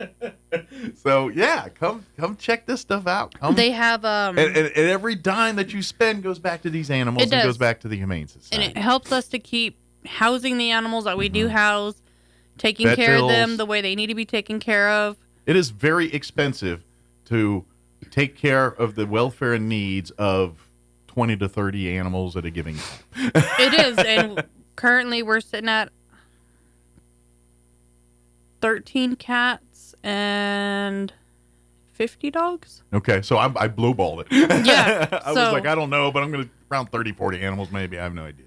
But that's, and let's face this too, is half those animals come in with knowledge unknown, which means we got to do thorough checkups, making sure they're shots, making sure they're not going to contagiously get the other animals sick. There's a whole process. And then, we got to feed them. We got to clean, make sure they're in a safe, clean environment, taking care of those needs. And by the way, provide the 30 or 50 cats and dogs in one building together makes a lot of mess. Just saying. It does. And trash bags aren't cheap anymore. Yeah. Got to have items to use to clean them. Whatever poop situation you've had at your home, take that times 50 and welcome to the Humane Society. Yeah. So we had a guessing game one day when we were trying to figure out, approximately how much animal feces we dispose of on a daily basis. Almost as much as Congress. And this was just the dogs. Like, we didn't weigh the cats because, the cat litter weighs it out and it makes it weigh more. Sure. So on one day, and this wasn't even a, horrible day where, a lot of messy. It was just a normal day. 47 pounds of fecal. One day. One day. One day. That's a child. That's like a third grader. That is.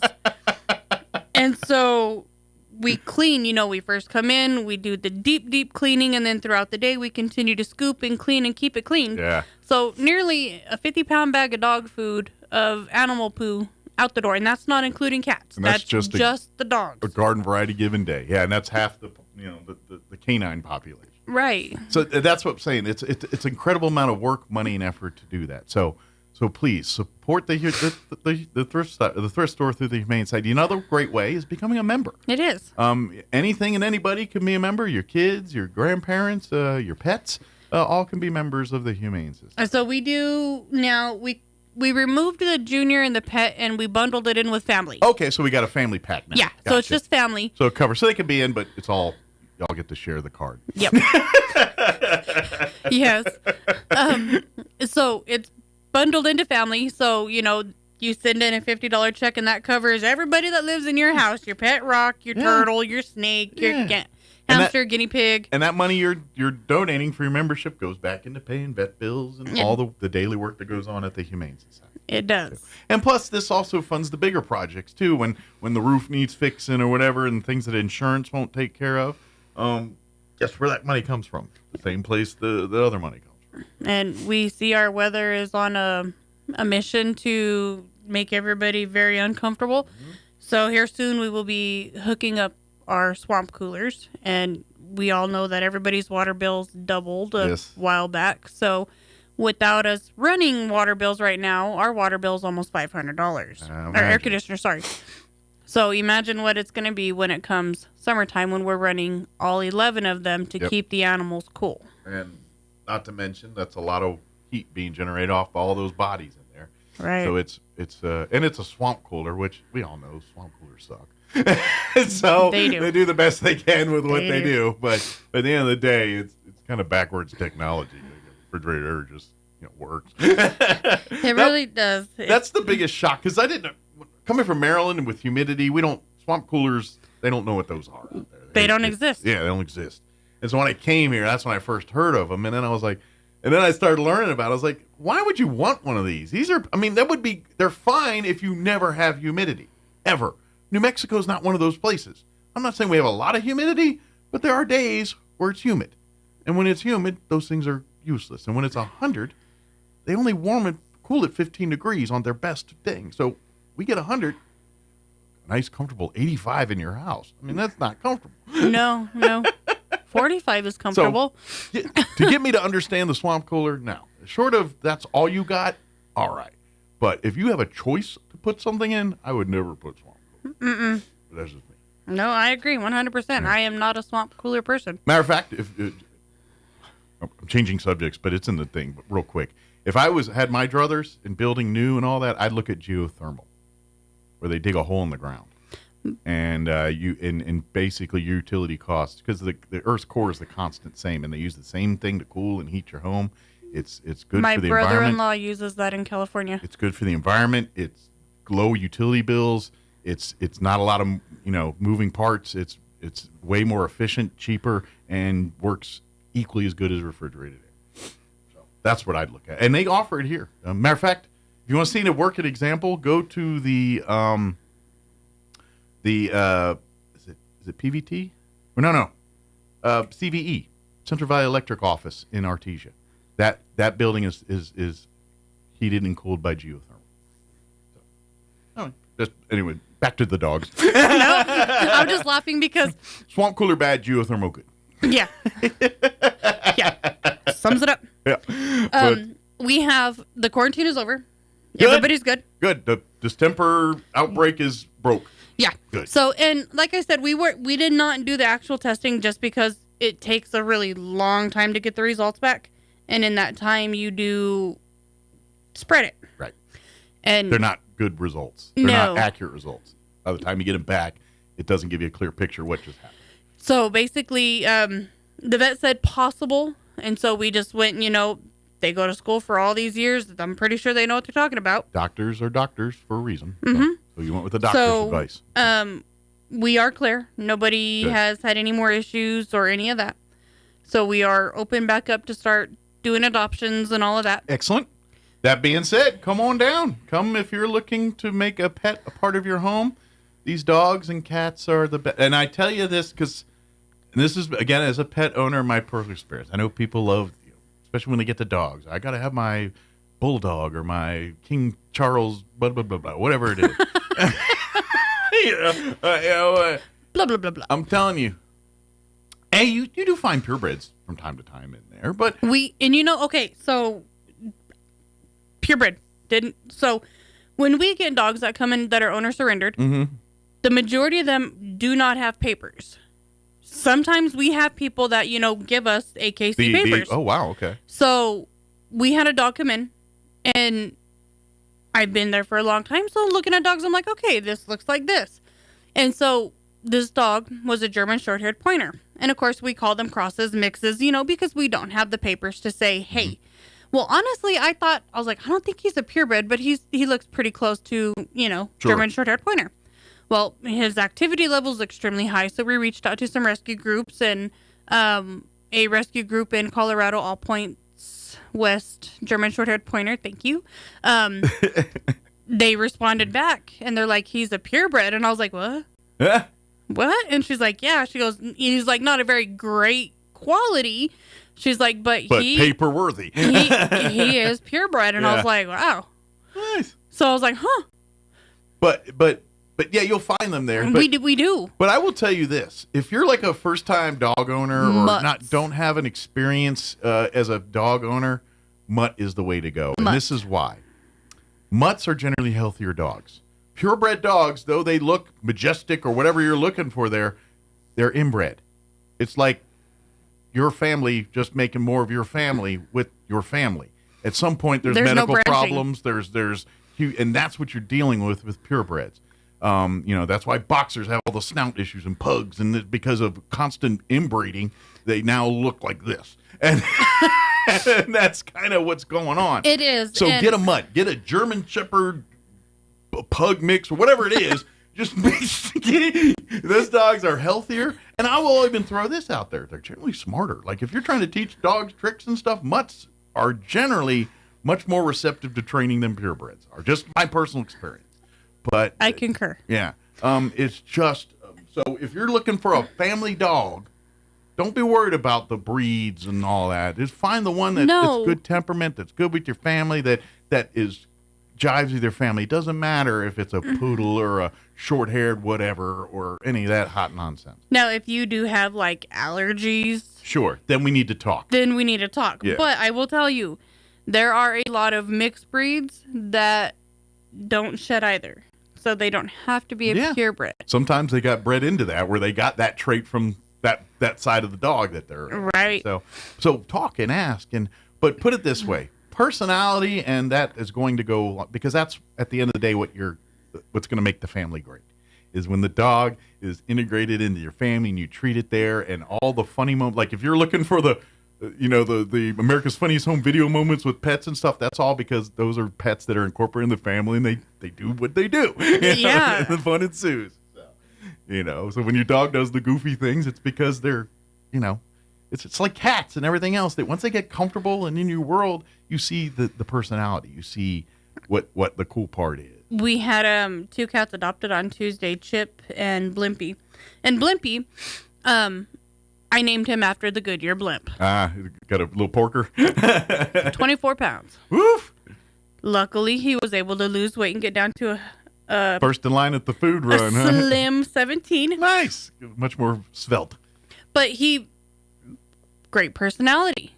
Male cats tend to have a different personality than female They're a little more cats. dominant. They're a little more...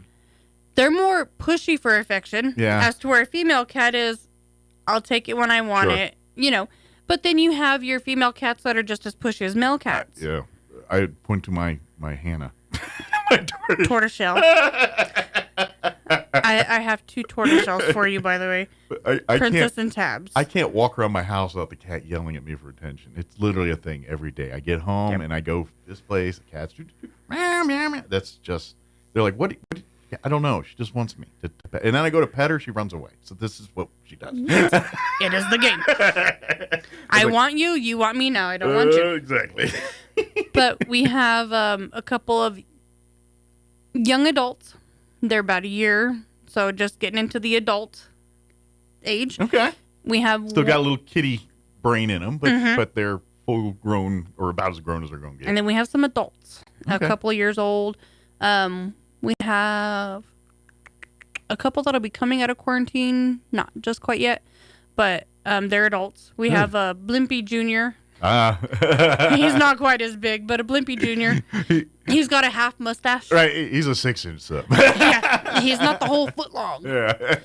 But we have a couple that'll be coming out of quarantine shortly. Good. But we do have plenty of cats. Yeah. The majority of them are adults. We don't have a lot of kittens. I have a 3-4-month-old kitten. Okay. Well, and cats, because cats are different than dogs. Like, you're not teaching cats to sit, stand, and, you try, but good luck with that. And so they're more about finding your routine and getting into it. So kittens, to be honest, kittens not a young person's game. You gotta, like, if you're an older person, you should be messing with kittens. They're a lot of energy. They're a ball of fire. But as they get older, they settle down. That's where, and so if you have an older person and you do the pet thing, and that's a good idea as long as the older person's fully involved in picking it and knowing they got to take care of it and all that good stuff. Cats probably a little bit better to go. They don't have to walk the dog or walk the cats. They clean the litter box, and the cats are generally, once they find they nuzzle up to their owners, they're pretty much in their laps or hanging out with them all the time. I saw a reel a couple of days ago, and I think they had their reels page named Crazy Cat Family. Uh-huh. And it was an older couple, and I think they had 6 cats. And so he made like the on the wall the catwalk. Yeah. Well, his wife, I guess she had came home and there was a hole in the wall. And she's like, "What's going on?" And he's like, "Yo, you're not supposed to be here yet." Well, he was making a cutout in the wall so that way the cats could just walk in between the walls to the next room. Right, through their little highway Through there. their little highway. Yeah. So they had like a catwalk through their entire house, like everywhere. And then he was going through and cutting holes in the walls and like reinforcing it and framing it in. Yeah, doing it professional as possible. Yeah. So that way, they could just like zig through the house. And I would argue that will be a selling point for that house when they choose it. Some cat person will love that. It will resell. I guarantee it will. Yeah. I mean, if they did it right. I mean, if it's all ghetto and gangster, but it sounds like they did it right. No, it looked like, Yeah. I think he was a retired carpenter. Okay, so yeah. Because like everything looked like it was. Look up to spec. Yeah. I was like, wow. This I wasn't tried some to do that, hold it my would beer guy doing it. definitely This is not some look guy like who has some artisan skills here. Right. Good. But I would, if I had that gumption and time and ability, I would probably do that to my house. First word, gumption. Yeah. Right. Well, the gumption would be actually the gumption's there. The time and everything else isn't, and Got the it. ability. That's the bigger one. The ability. You're like, I DIY'd this. Why does Right. it not look like the picture? Yeah, I'm not willing to mess with my house that way. I was like, no, I'm not going to devalue my house that way if I'm doing it. But, You're like, I'll pay somebody. right.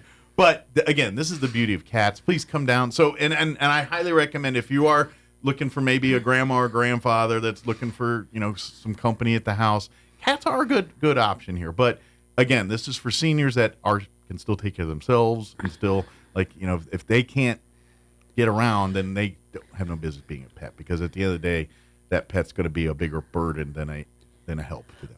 Right. We don't want, to create like a trip hazard or something like that. If somebody's mobility is less, because cats do unfortunately like to walk in between your legs. As a person who's fallen over mine at 2 a.m. multiple times, yes, I know. Yes. I would just, have them come down, if they're wanting to visit and just get some animal time, bring them down. Absolutely. We'll stick them in the cat room and we'll open the doors and let kitties come and climb and love all over them. Robe up on them and get fun and happy. Yeah. And that helps the cats too. So we'd be helping two at once. Yep. Especially with cats, where cats get very personal and attached, where dogs do too, but cats generally, once they find their thing, they're not, a lot of them, they're not willing to broaden the circle. We have a really special cat, Pepper, that I think would do great in a senior home, like an active senior home, but not. I don't think he'd be so happy with kids because he hides. Okay.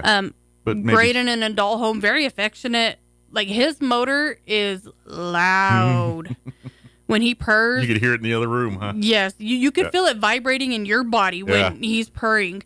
But he's more so of a calmer, laid-back cat. Fast movements, he's like, I don't like that. But go with the flow for most part. But very affectionate. So if there's a couple out there that's, got this cat some might room, be a winner. come talk to Pepper. Yeah. So, just real quick, I know the website's been upgrading and changing. Can you go there yet to go look at animals, or still stick to Facebook? It's still allowing us to partially update it. They are trying to, as fast as they can, get the updated technology done. So it's going to be a complete new look when it's finished. But the original website, you can still look at the animals. Gotcha. Sometimes GoDaddy lets us log in and change things. Sometimes it doesn't. Put it this way, it's mostly accurate. But if you see one, you really call ahead and talk. Yeah, just call and say, questions. hey, got questions. But if you do see not available next to it, that means they're in quarantine. The contact us buttons sometimes are working and sometimes are not working. Okay. So just call us because we're in the transition of almost done with the other website. Gotcha. That we're having to upgrade it to the server. And so we're trying to get everything aligned up on this website. Sure. So sometimes it's not working on this website. But you're losing features on this as you're shifting it to the new site. Yes. Yeah. I know that game. Yeah. We do all that crap in the radio here too. And all that so sometimes it works, sometimes it doesn't. So if you've sent us an email in the past or clicked on the contact me and have not gotten a response, just call. Very good. And just all the time, so we'll do that. What's the phone numbers for everything? And for the kennels, it's 622-8950, and we're open Tuesday through Saturday, 10 to 12 and 1 to 4:30. And then the thrift store is Wednesday through Saturday, and it's 623-9210. Very good. They will be closed the 19th through the 22nd. Yes. And then don't forget about the green sale. And then, yes. Steins and everything green's on sale. Anything here. green and beer steins, 50% off the 12th through the 15th. And please, if you'd like to interested in becoming a member or any of that stuff. We just got the newsletter out. Anybody sending in their memberships for 2025, we're going to be doing the April newsletter here coming up really soon. Nice. So get in while the getting's good. Yes. Yep. While I'm in the rush of the moment, yes. Absolutely. And come out and support our animals, and let's all work together to fix these problems. Yes, please and thank you, everybody. Yep. Well, thank you, ma'am. As always, we'll see you next time. Don't work too hard. Stay. Put some rocks in the pockets. It's gonna be another day of. I have the hair tied again. Another day of the wind. Keep me down. So, and we'll see you here in a couple weeks. Yes. All right, it is 10 o'clock. That's going to do it for us. Thank you so much for allowing us to be a part of your day. Have an amazing day. We'll be back bright and early, 7 a.m. with a new show tomorrow. You're listening to 106.5 Roswell's Talk FM, KEND, or